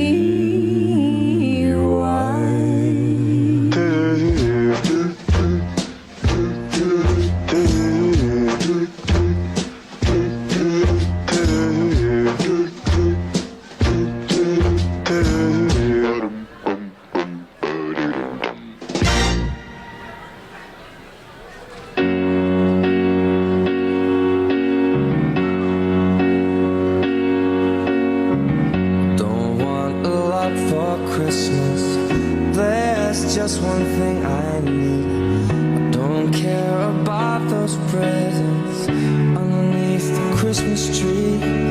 I just want you for my own, more than you could ever know. Make my wish come true. You know that all I want for Christmas is you.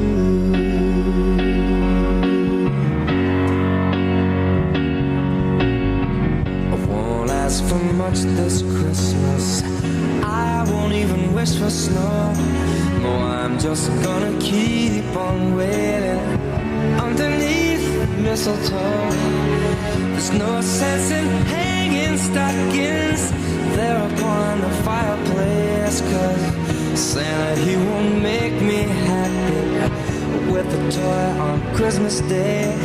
I just want you here tonight, to me so tight. Girl, what can I do? You know that all I want for Christmas is you.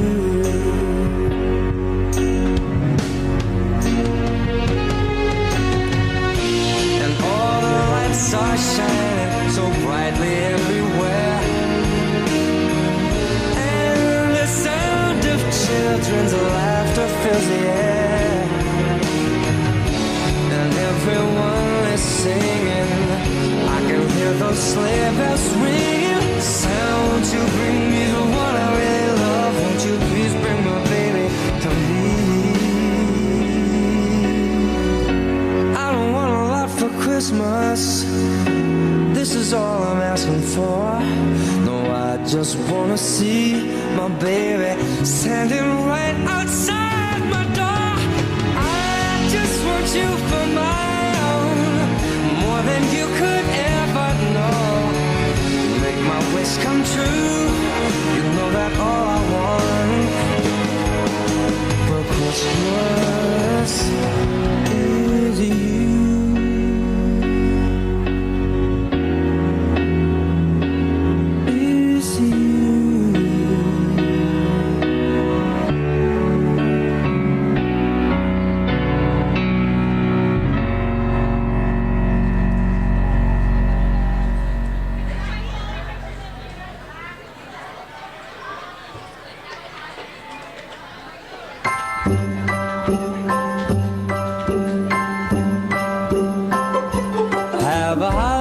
Jolly Christmas, it's the best time of the year. Now I don't know if there'll be snow, but have a cup of cheer. Have a holly jolly Christmas, and when you walk down the street, say hello to friends you know and everyone you meet. Oh, the mistletoe is hung where you can see. Somebody waits for you, kiss her once for me. Have a holly jolly Christmas, and in case you didn't hear, oh by golly, have a holly jolly Christmas this year.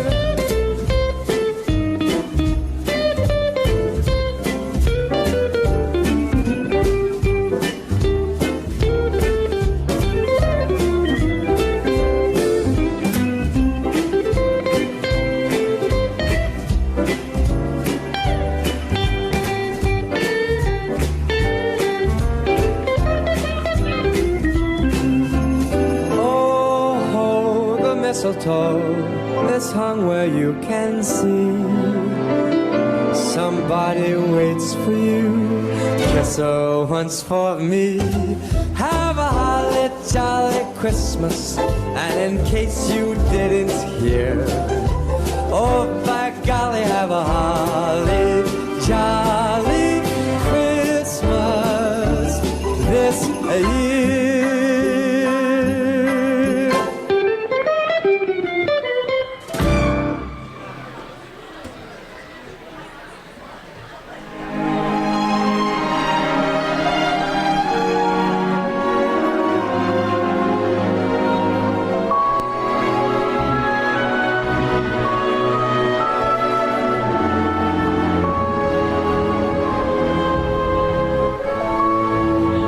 Yourself a merry little Christmas.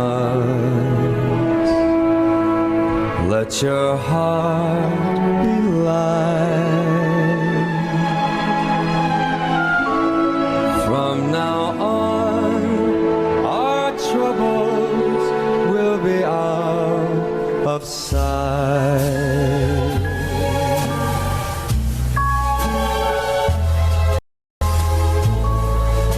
Have yourself a merry little Christmas. Make the Yuletide gay.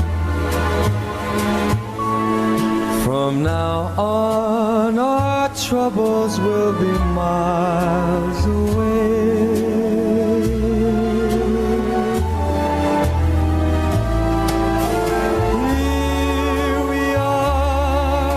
As in olden days, happy golden days of yore.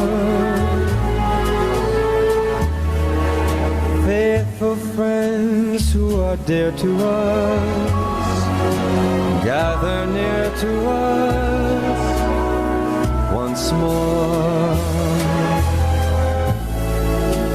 Through the years, we all will be together if the fate allows. Hang a shining star upon the highest bough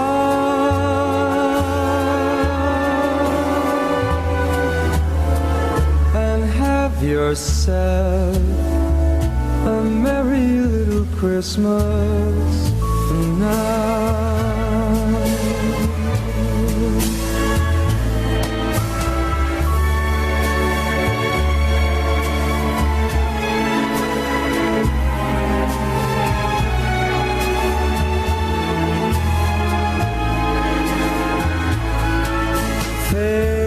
Faithful friends who are dear to us, gather near to us once more. Through the years, we all will be together if the fates allow. So hang a shining star above. Good evening, good evening, good evening. Just a quick one. We found some glasses. They're not mine. Okay. They're readers. Somebody, if you've lost your readers, check your pocket. They're up here. They'll be on the top of my head. There you go. I can see so much better. I would say start getting your 50-50 tickets out pretty soon. We're going to be calling that momentarily. So if we could make our way back to our chairs, we're going to do the 50-50 and a few announcements, and we'll be on with the show soon. All tech members, to your places, please.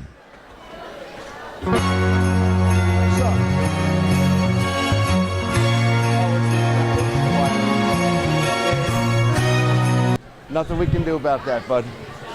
It sounds like a ground loop, but it's not one. Yeah, I was like, did someone kick a wire? I had it muted too. Oh, no, you mean in the very beginning when it went, no, that was the bass player's wire.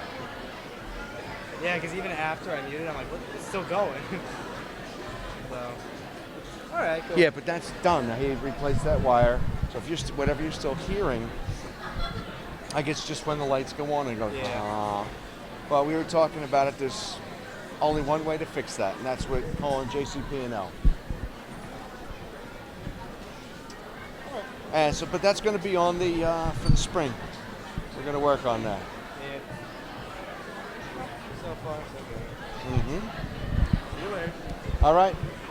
Who's coming down to represent Sound and Lights? Turd.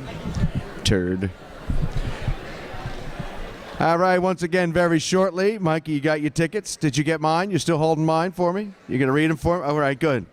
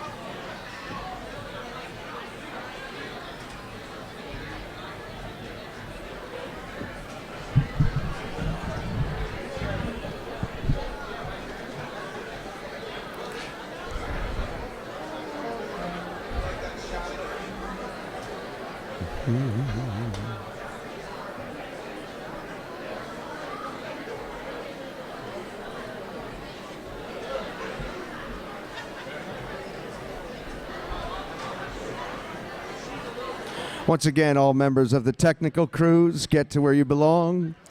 Actors, let's go.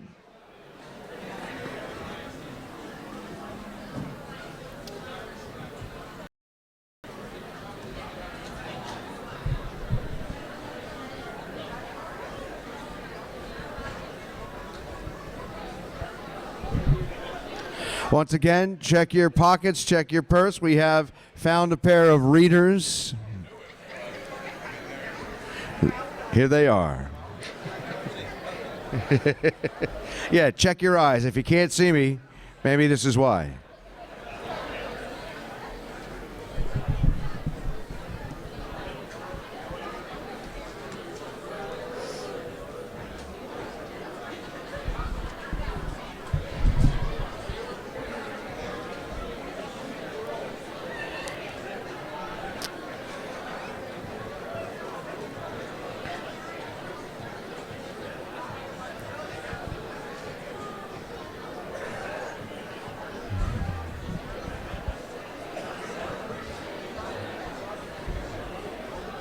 A quick public service announcement. Remember that on your way out, there is a small step going outside of the auditorium, and there's a small step going outside of the building. So please watch your step as you exit this evening.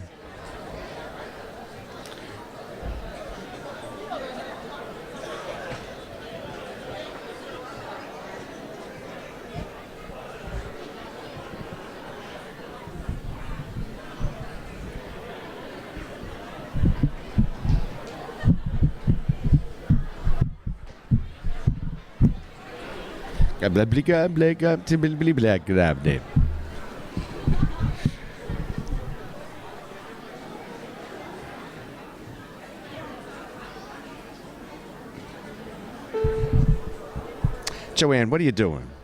Get out of here. Okay, we're waiting for the money to be counted. There must be a lot. It's taking a long time to count.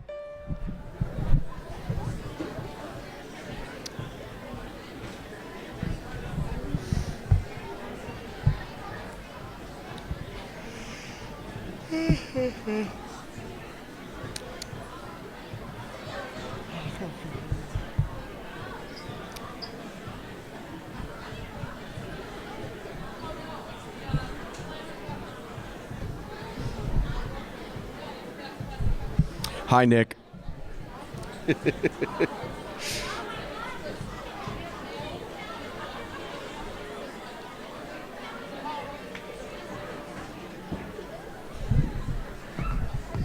Mike, any quote?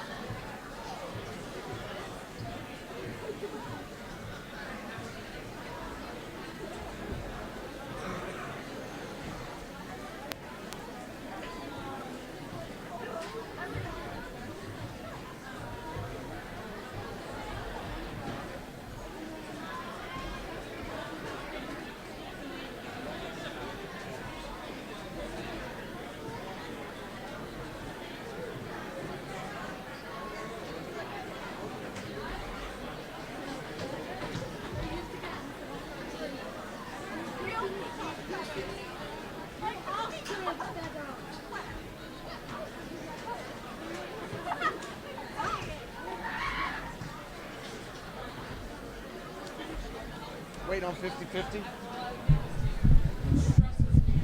Right, might as well. Yes, I'm talking Gilman, then we do 50.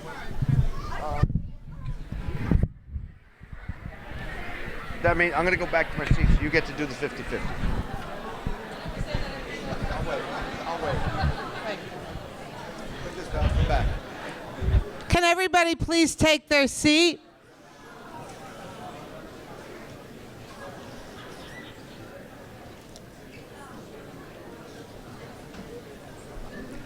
Is the crew backstage? Harold.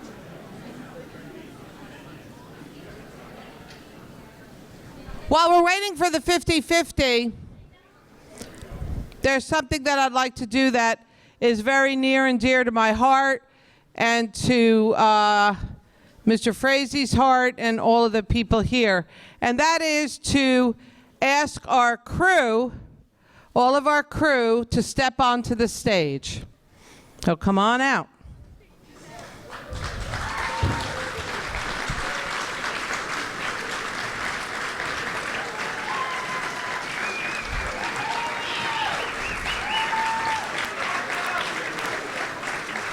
Now, you have the pleasure every night of seeing the actors and the actresses. Make room for everybody. We have 150 children involved in the play, representing over 20% of the student body, as you can see. Okay, so you have the pleasure every night of seeing the actors and the actresses on the stage. And when you go to Broadway and when they're in college, it will be the same situation. You go and you see the actors and the actresses. But what you don't see, and what I make sure that you do see here at Donovan Catholic, are the students who stand before you right now that truly make the magic happen backstage, in the lights and the sound.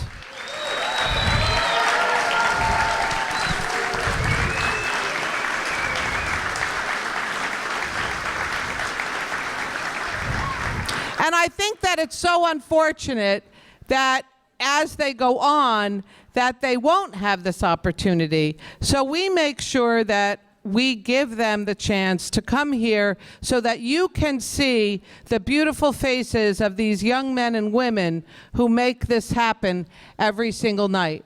On the far corner, we have our production team, and we have our stage manager, our dramaturg, our producer, our student director, our assistant producer, and these are the students that work side by side with me every day with the actors and with all of the things that we do for the program, for ticket sales, marketing, and directly with the students, anything that you see happen on the stage. Additionally, we have our stage crew. If you can well, first of all, that administrative crew, step forward, the production crew. There they are, right there.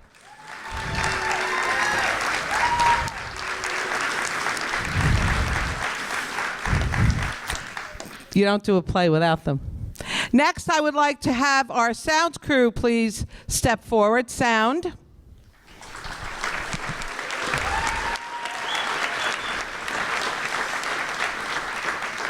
And lights, unfortunately, lights are still putting on us, so they are up in the booths, many of them. Is there anybody on the stage?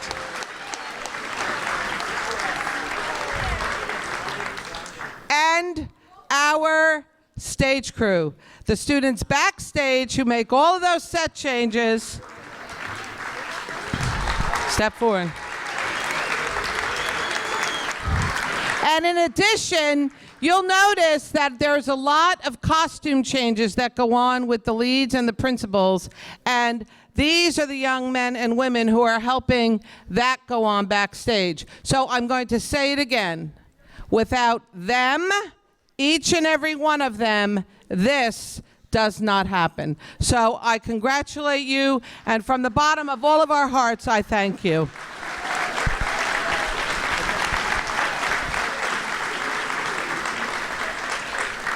Now, you saw Act 1, which I think went pretty well, didn't it? Really great. Now, in Act 2, you in the audience are going to have a role. Very important role. Could be your stage debut. First and foremost, I would like each and every veteran that we have in attendance, please, to stand up.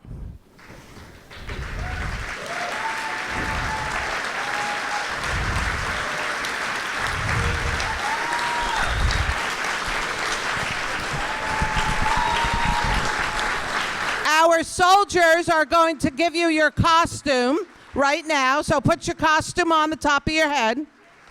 Let's go. Costume, please. There you go. All of you should have a costume. And I'm going to tell you your cue. Now, gentlemen and ladies, one of the most important things in showbiz is you can't miss your cue. And this is going to be your cue. At the end of the show, toward the end of the show, General Waverly will say, "Will all of our veterans please stand and fall in?" All right, I'll say it again. Will all of the veterans present please stand and fall in?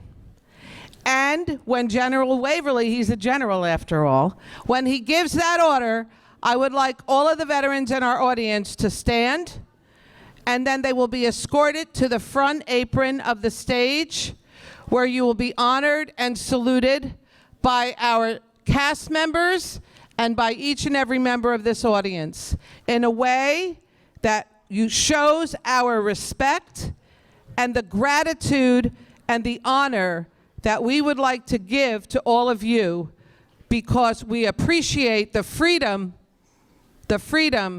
and the great country that we live in as a result of your sacrifice.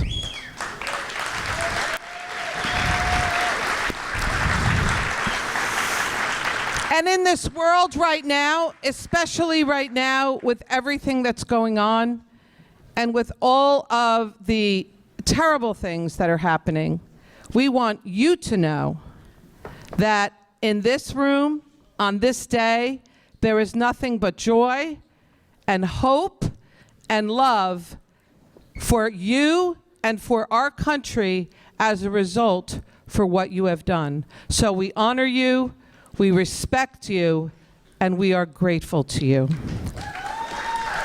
So please don't miss your cue.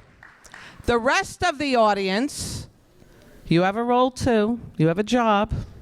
And your job is, when these wonderful men and women are standing before you, you are now being given your flag, our American flag, which I would like for all of you to wave in gratitude, in honor, and appreciation of the men who stand before you. So that's your cue. Don't miss it. We love all of you. We're so grateful to all of you for coming tonight. And now, on with Act 2. Oh, 50-50. Mr. Frazee, you promised. Wait. Lights. 50-50. Mr. Frazee. You promised. I'll do what I can. You gave them the cue, though. You scared them. I know, I tried to get All right, I'm not looking. Am I in the ball? Okay, nothing up my sleeve. Just one. Wait, who can tell me where this comes from? Hey, Rocky, watch me pull a rabbit out of my hat. Again.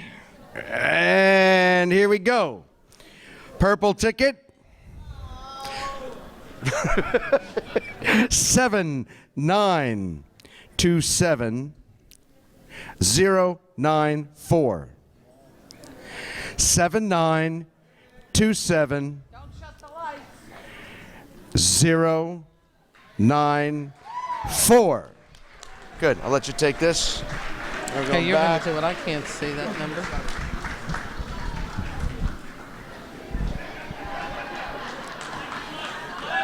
He has an escort. Some of you may recognize his escort. Father Scott Schaefer.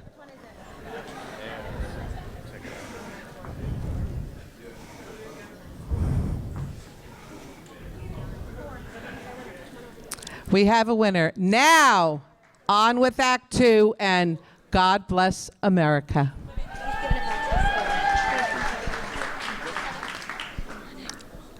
This man just donated his winnings back to our school.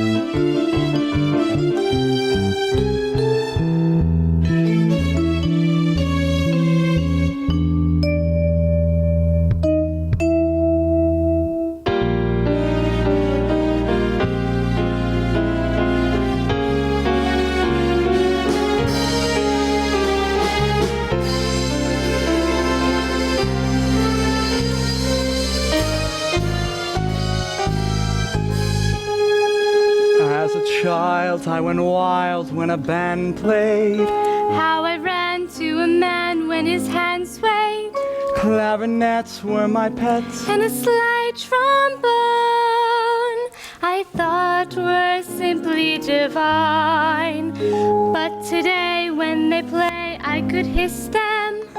Every bar is a jar to my system, but there's one musical instrument that I call mine.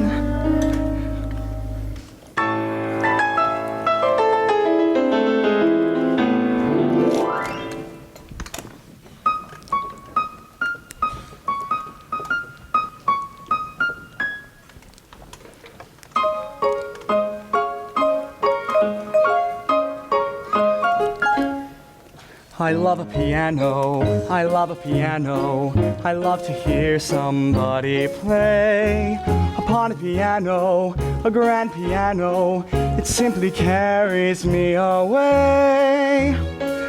I know a fine way to treat a Steinway. I love to run my fingers over the keys, the ivories, and with the pedal, I love to meddle, not only music from Broadway. I'm so delighted if I'm invited to hear a long-haired genius play. So you can keep your fiddle and your bow, give me a P-I-A-N-O-O-O. I love to stop right beside an upright, or a high tone baby grand.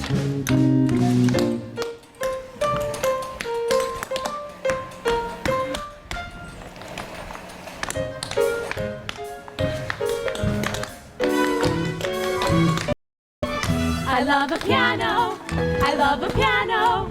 I love to hear somebody play upon a piano, a grand piano. It simply carries me away. I know a fine way to treat a Steinway. I love to run my fingers o'er the keys, the ivories, and with the pedal, I love to meddle, not only music from Broadway. I'm so delighted if I'm invited to hear a long-haired genius play. So you can keep your fiddle and your bow, give me a P-I-A-N-O-O-O. I love to stop right beside an upright, or a high-toned baby grand.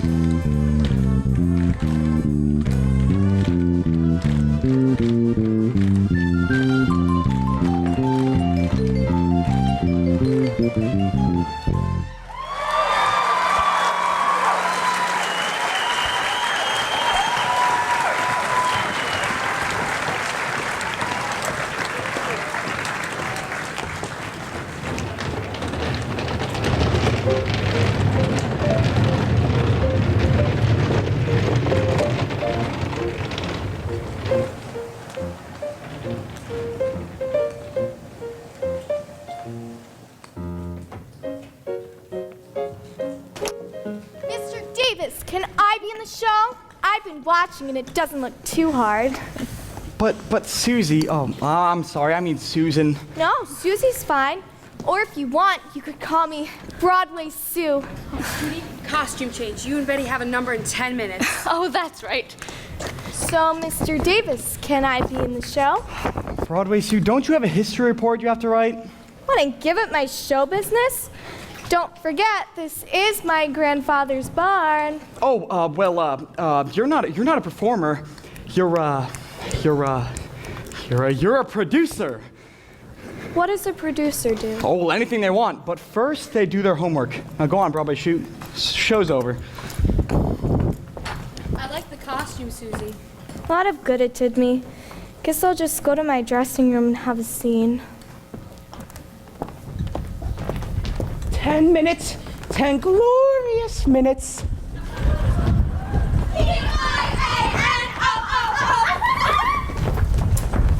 Ooh, set up for Betty and Judy's number.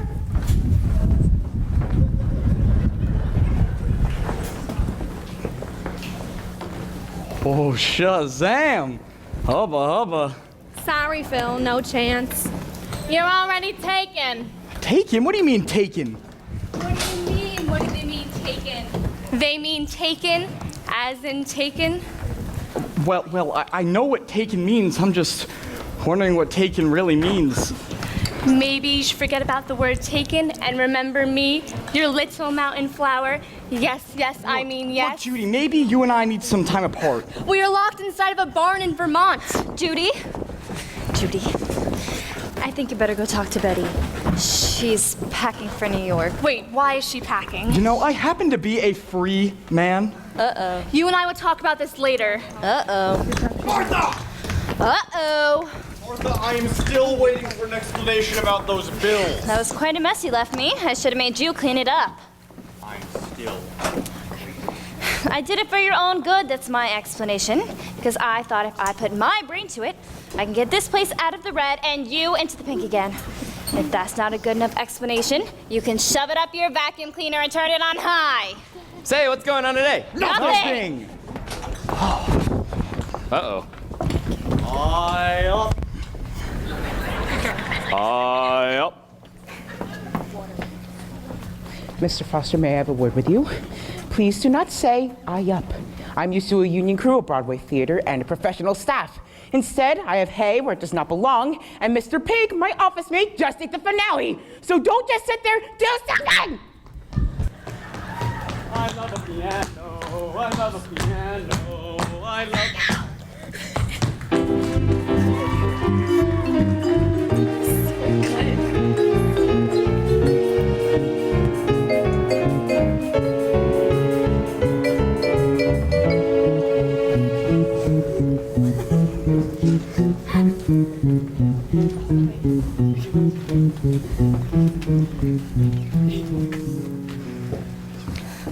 But we have a contract here. I have to leave, Judy. I thought you'd understand. Without any explanation?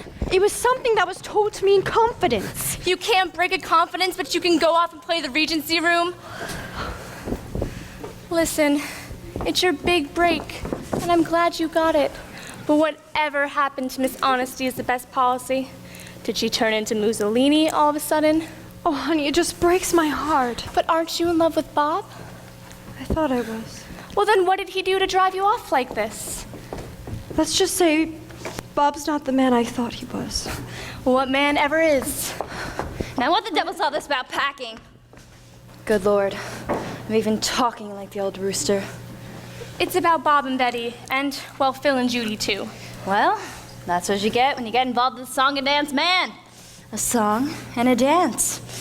I learned that from the 23 horn players I went out with. Scum. Every last one of them. I'd go with you, Betty, but I want to stay around and tear Phil's head off. Well, I say congratulations. Congratulations. This is America, sisters. Celebrate your freedom. You've got nothing to lose but your girdles. Crocodile tears will not be shed.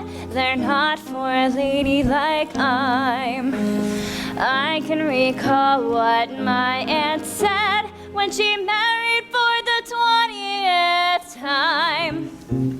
Falling out of love can be fun after love is over and done. It's an awful blow, but although it's upsetting, so much you can do while you're forgetting. Falling out of love can be fun. Can be fun. Can be fun. What? When you find your lover has gone. When you find your lover has gone. Get your second wind and go on. Get your second wind and go. There's an old affair that is there for renewing. In your grief, do you know what you're doing? Falling out of love can be fun. Your love is departed, but don't be broken-hearted. Soon you'll be swinging in a hammock on a porch. Swinging, swinging, swinging. One arm wrapped around someone else, the other arm carrying the torch. What were you thinking? Love can give a lady a clout, And she may be down, but not out. Get yourself a date, don't you wait till the count of 10. Then falling out of love can be falling in love again. Falling out of love can be fun. Do tell. Someone else may soon be the one. Like hell. By another name, he's the same as his brother. Close your eyes and one is like the other. Falling out of love can be fun. He's like his brother, one is like the other. If he leaves you after you're wet, High and dry, and the stork is over your head, me oh my. soon you're gonna be with a she or a laddie. Smile as you go shopping for a daddy. Falling out of love can be fun. Soon you'll be losing all your troubles and your fears. One eye winking at someone else, the other eye filling up with tears. Betty, Judy, Bob wants you on stage for your number right now. So he's demanding our presence now? Oh, isn't that just like a man? Susan, go tell Bob to take a long walk off a high ski jump. Okay. When you find your love and romance, get started kicking the pants. Get yourself surrounded and bounded with lots of men. Then, falling out of love can be falling in love again and again and again and again. Falling out of love can be falling in love again and again and again and again and again.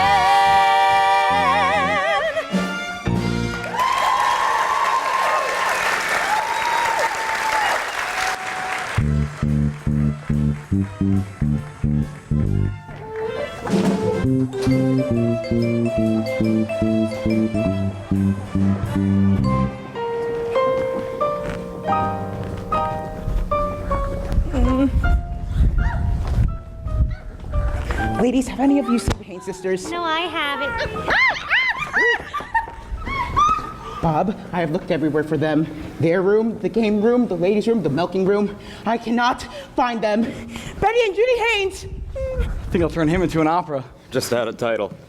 You know, Bob, we've got to set up for the girls' number. The band goes off in 10 minutes. We don't do it now, we ain't gonna do it.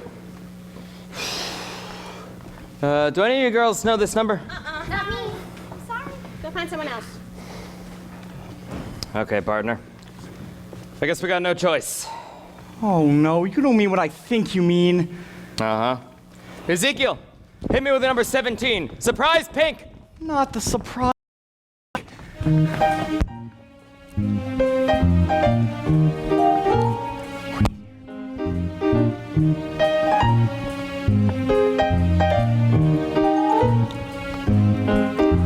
Sisters, sisters, there were never such devoted sisters. Never had to have a chaperone, no sir. I'm there to keep my eye on her, caring, sharing every little thing that we are wearing. When a certain gentleman arrived from Rome, she wore the dress and I stayed home.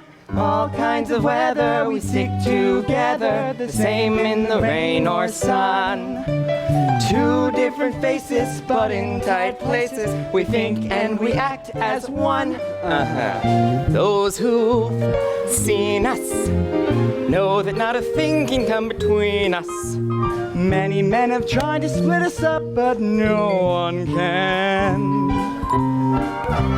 Lord, help the mister who comes between me and my sister. And Lord, help the sister who comes between me and my man. Sisters, ever-loving sisters. Hey, Phil, remember when you told me to have fun? Yeah? Well, I'm having it. Sister, don't come between me and my man.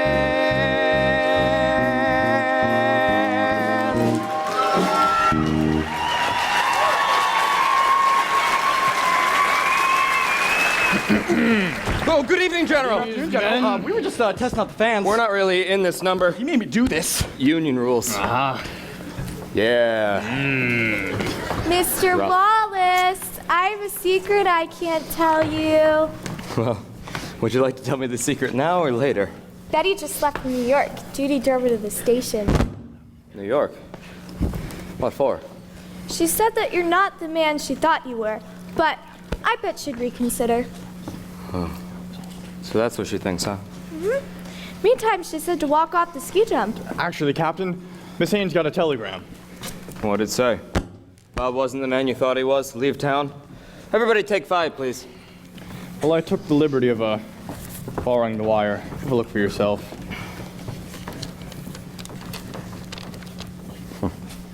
Well, I like that. Dumping Vermont for the big time. Captain, I think you're making a tactical error. All that high-minded. What a load of guff. I think you just got confused somehow. Bob, one of the jobs of a commanding officer is knowing how to assess people. In my assessment, Miss Haynes hasn't got an ounce of guff in her. I think she's in love with you, you're in love with her, there's been some sort of misunderstanding, and if you don't go off and chase her, you're a damn fool. I think so too.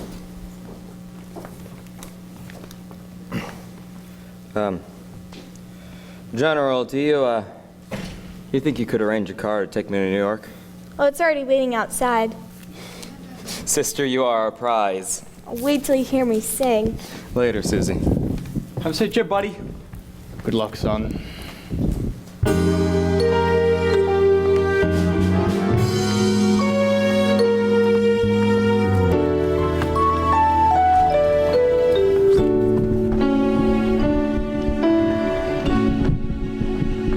Ladies and gentlemen, the Regency Room at Manhattan's Imperial Hotel wishes you the happiest of holiday seasons. And now, in her first solo New York performance, Miss Elizabeth Haynes.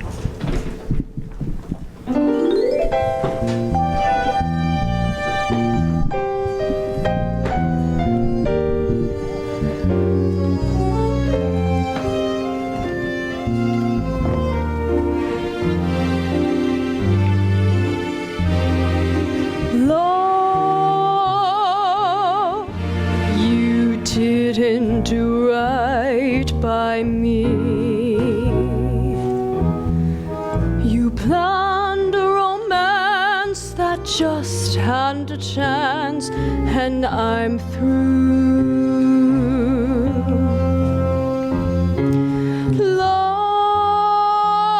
Love, you didn't do right by me. I'm back on the shelf and I'm blaming myself, but it's you. My one love affair didn't get anywhere from the start.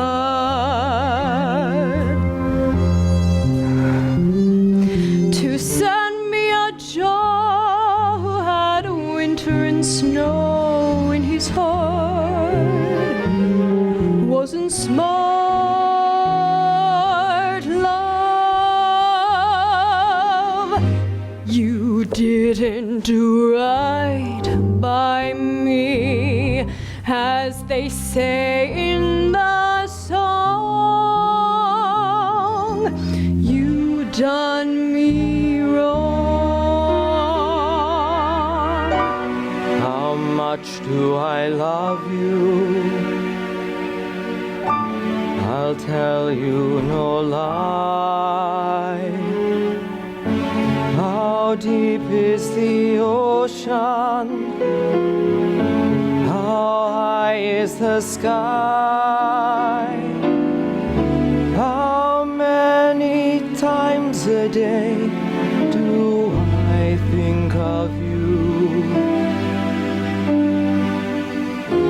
How many roses are sprinkled with dew?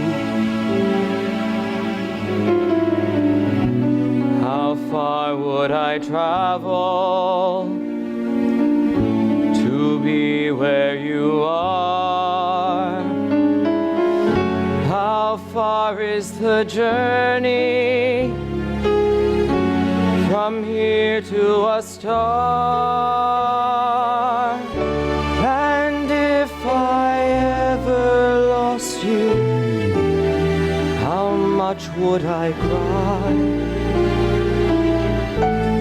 How deep is the ocean? How high is the sky?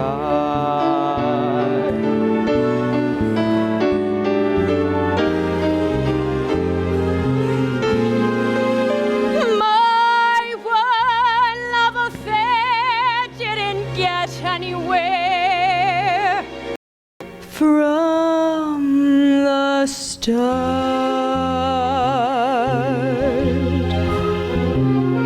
To send me a Joe who had winter and snow in his heart wasn't smart, so love, you didn't do right by me, as they say in the song. You done me wrong. Hey, Mr. Love, you done me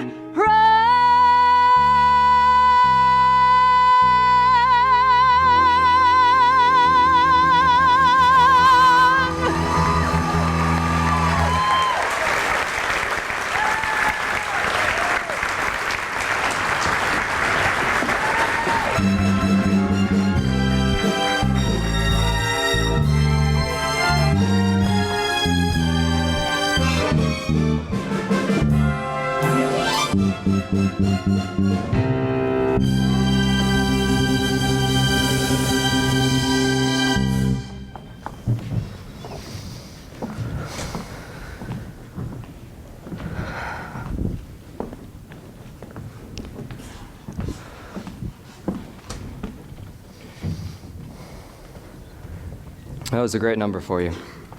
Thanks. It's taken from my life. Excuse me. Betty, I'm kind of confused, to tell you the truth. Look, Bob, I talked this all over with Judy and... Whoa, whoa. Well, what about talking it over with me? Or with Phil?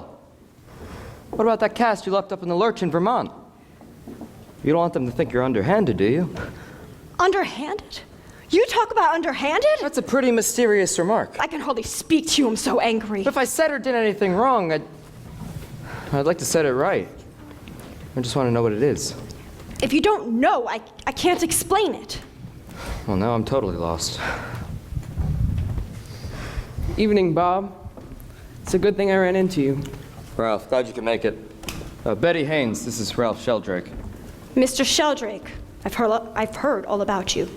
I'm sure glad Bob called me in to see your act. Wow, you are TNT, Miss Haynes. Ralph and I were in the Army together. Now he works at the Ed Sullivan Show. I'm sorry, the Ed Sullivan Show? I thought you were in real estate. No, I'm only a humble TV producer. Anyway, I just talked to Ed about you, Miss Haynes. He wants to book you on the show. How's that for $1 million proposition?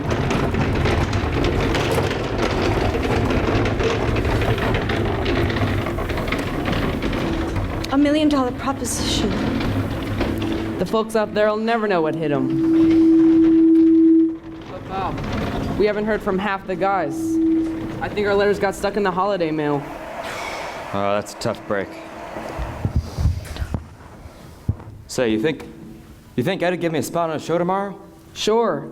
I can cut Kate Smith down to 3 courses of God Bless America. I'm sorry, you're not in real estate? No, I'm not. And Bob, you called him in to see me even though I left your show. Well, you're good, that's all I know. If it's a single act you want, then take it. And say, I've got to scoot. I'll see you at the studio, Ralph. Oh, Betty, take care. And good luck. Can you believe a star like Bob Wallace helping out the general? We sent out 600 letters trying to set this up. Mr. Sheldrake, there are a few things you have to explain to me. We'll follow the old man wherever he wants to go, as long as he wants to go, opposite to the foe. We'll stay with the old man wherever he wants to stay, as long as he stays away from the battle's fray. You hear that song? We'll follow the old man wherever he wants to go. We in the 151st Division used to sing that to General Henry Waverly. Now I'm here tonight with a call out to the 151st. You see, the General could really use some company this Christmas. I know it's asking a lot for you to bring your families up to Vermont for the holidays, but the way I see it, that's what Christmas is all about. Many of us wouldn't be alive today if it weren't for the General, and, well, we'd be giving just about the greatest gift we could to the greatest guy any of us will ever know. Because we love him, especially when he keeps us on the ball. And we'll tell the kiddies we answer duty's call to the grandest son of a soldier of them all. Special shout out to the 151st Division. Go to the Columbia Inn ASAP.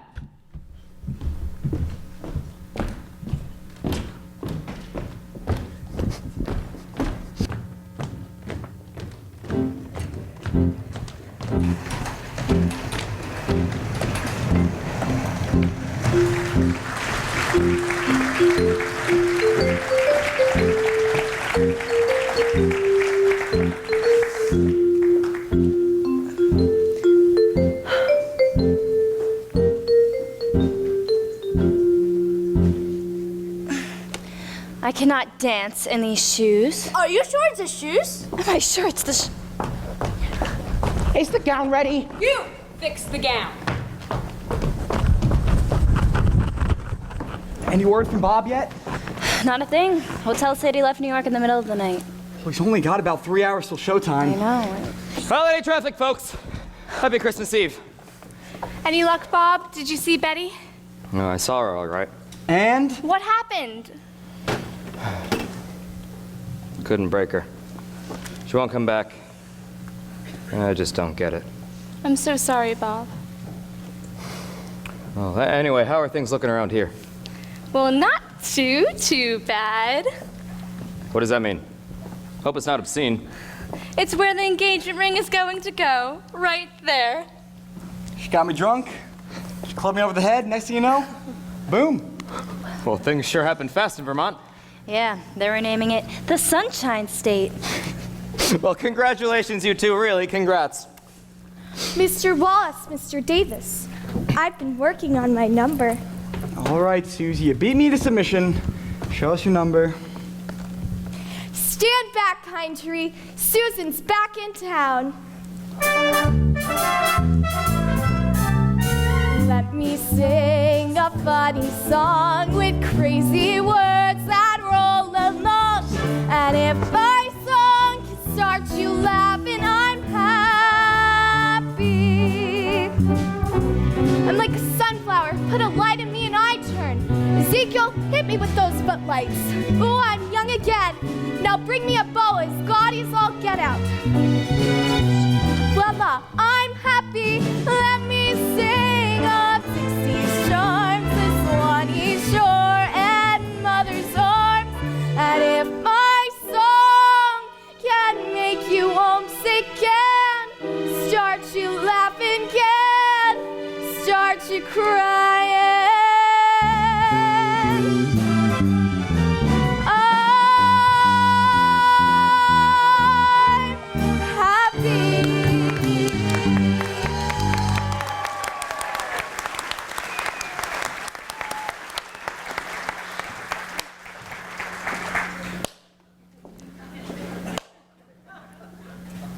Honey, you were born with it. Now, isn't she terrific? Now, as her manager, I demand 6 figures. No, 12 figures. Martha! Oh, there's the old man. Don't forget Martha. I know. Operation Uniform. Front and center, Miss Watson, I want to speak to you. You know what your problem is, Grandpa? You have to learn to count your blessings instead of your sheep. And you'll be happy.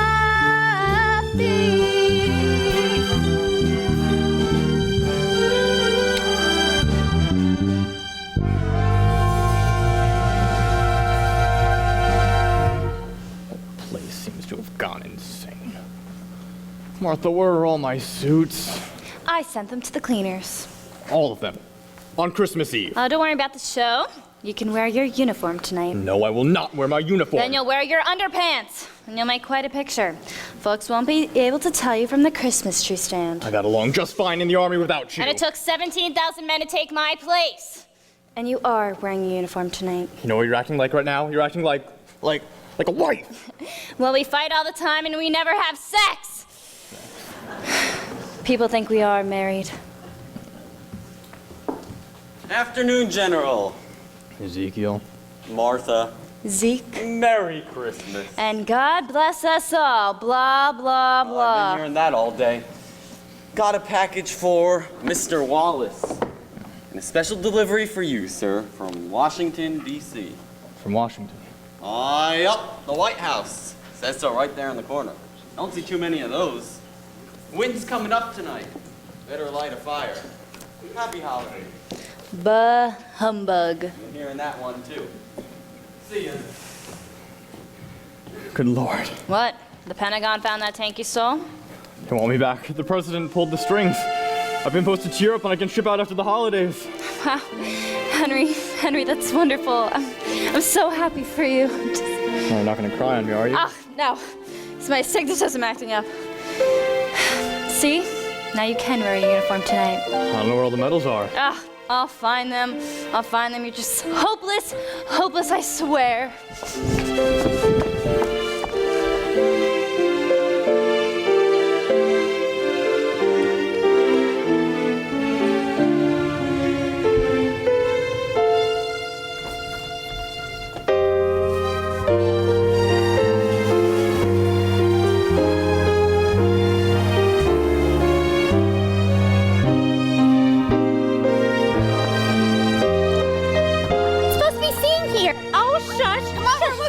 Girls, shush. Both of you, shush. Shush now. Oh, no, come on. Hey, excuse me. One, two, three. Merry Christmas! But I'm Jewish. What? Happy Hanukkah! I don't understand. She's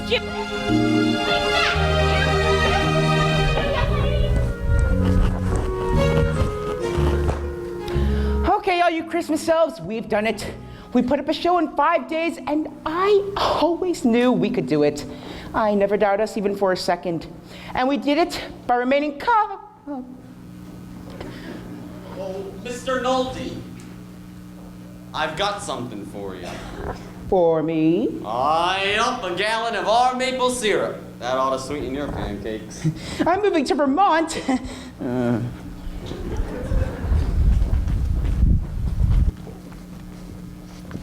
Bob, Merry Christmas, old man. Likewise, buddy, likewise. Oh, it's a toboggan.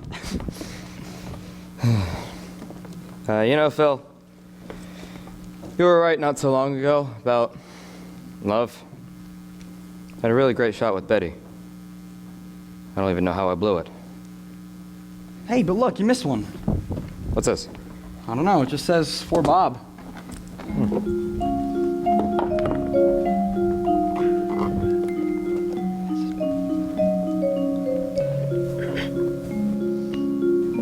How far would I travel to be where you are? How far is the journey from here to a star? I thought you were in New York. There's no place I'd rather be tonight. Bob, I'm sorry. I was so wrong. I thought I'd never see you again. Merry Christmas, Betty. Merry Christmas, Bob. How much do I love you? How much do I love you? I'll tell you no lie.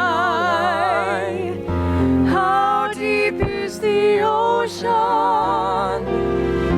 How high is the sky? And if I ever lost you, how much would I cry? How deep is the ocean? kiss the sky. Places! Ooh. Places, Bob. Welcome home, Betty. All right, it's magic time, people. Places for the top of the show. Places!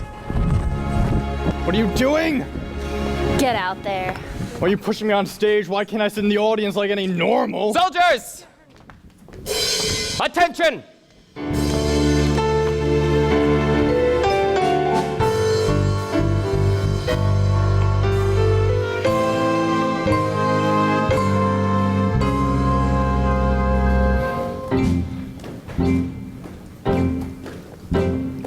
We'll follow the old man wherever he wants to go, long as he wants to go, opposite to the foe. We'll stay with the old man wherever he wants to stay, long as he stays away from the battle's fray. Because we love him, especially when he keeps us on the ball. And we'll tell the kiddies he answered duty's call to the grandest son of a soldier of them all. Your troops are assembled, sir. The 151st Division salutes you. Corporal Sheldrake. Isn't that freckled face? That's Frankie Haynes, sir, yes. Dog face. Haynes, you look as good as ever. So, Christmas Eve, 1954. And is this a grand gift? Trying to give an old soldier a taste of his former glory? Well, ladies and gentlemen, I do have some news for you. President Eisenhower has invited me back to active duty. Back to the noblest profession I know. Well, backwards is the way a soldier does not go. And the fact is, I'm not a soldier anymore. I'm an innkeeper. A proud innkeeper, but a very bad innkeeper. With all the chance for glory I had right here in Pine Tree, and I didn't even see it. My superior, Miss Martha Watson, will tell you I once set breakfast for 600 hours. Well, from now on, it's to be breakfast all day and waffles all night.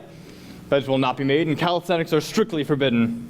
Anybody who calls me sir instead of Hank will be tossed out on his can. You see, I know something today I didn't know even just yesterday. If you're worried and you can't sleep, just count your blessings instead of sheep, and you'll fall asleep counting your blessings. The last time I saw all of your faces, you were just boys. Now here you are with your wives and children, and it's a fine sight.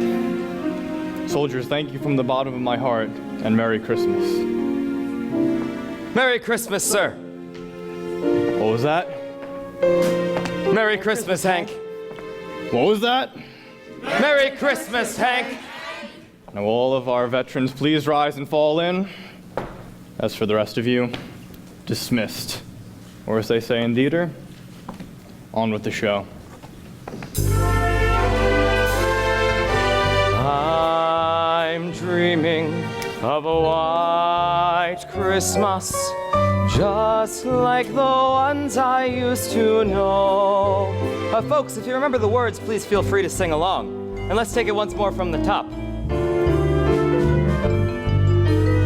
I'm dreaming of a white Christmas, just like the ones I used to know, where the treetops glisten and children listen to hear sleigh bells in the snow. I'm dreaming of a white Christmas, with every Christmas card I write. May your days be merry and bright, and may all your Christmases be white.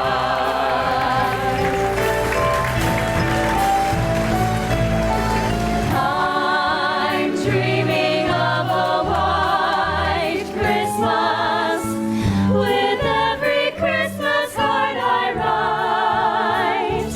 May your days be merry and bright, and may all your Christmases be white.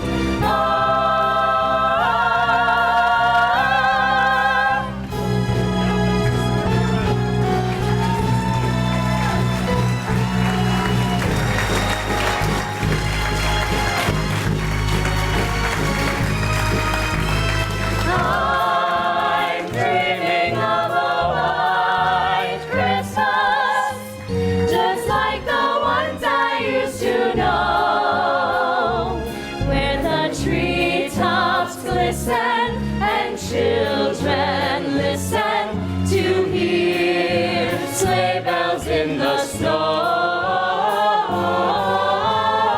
I'm dreaming of a white Christmas with every Christmas card I write. May your days be merry and bright. And may all your Christmases be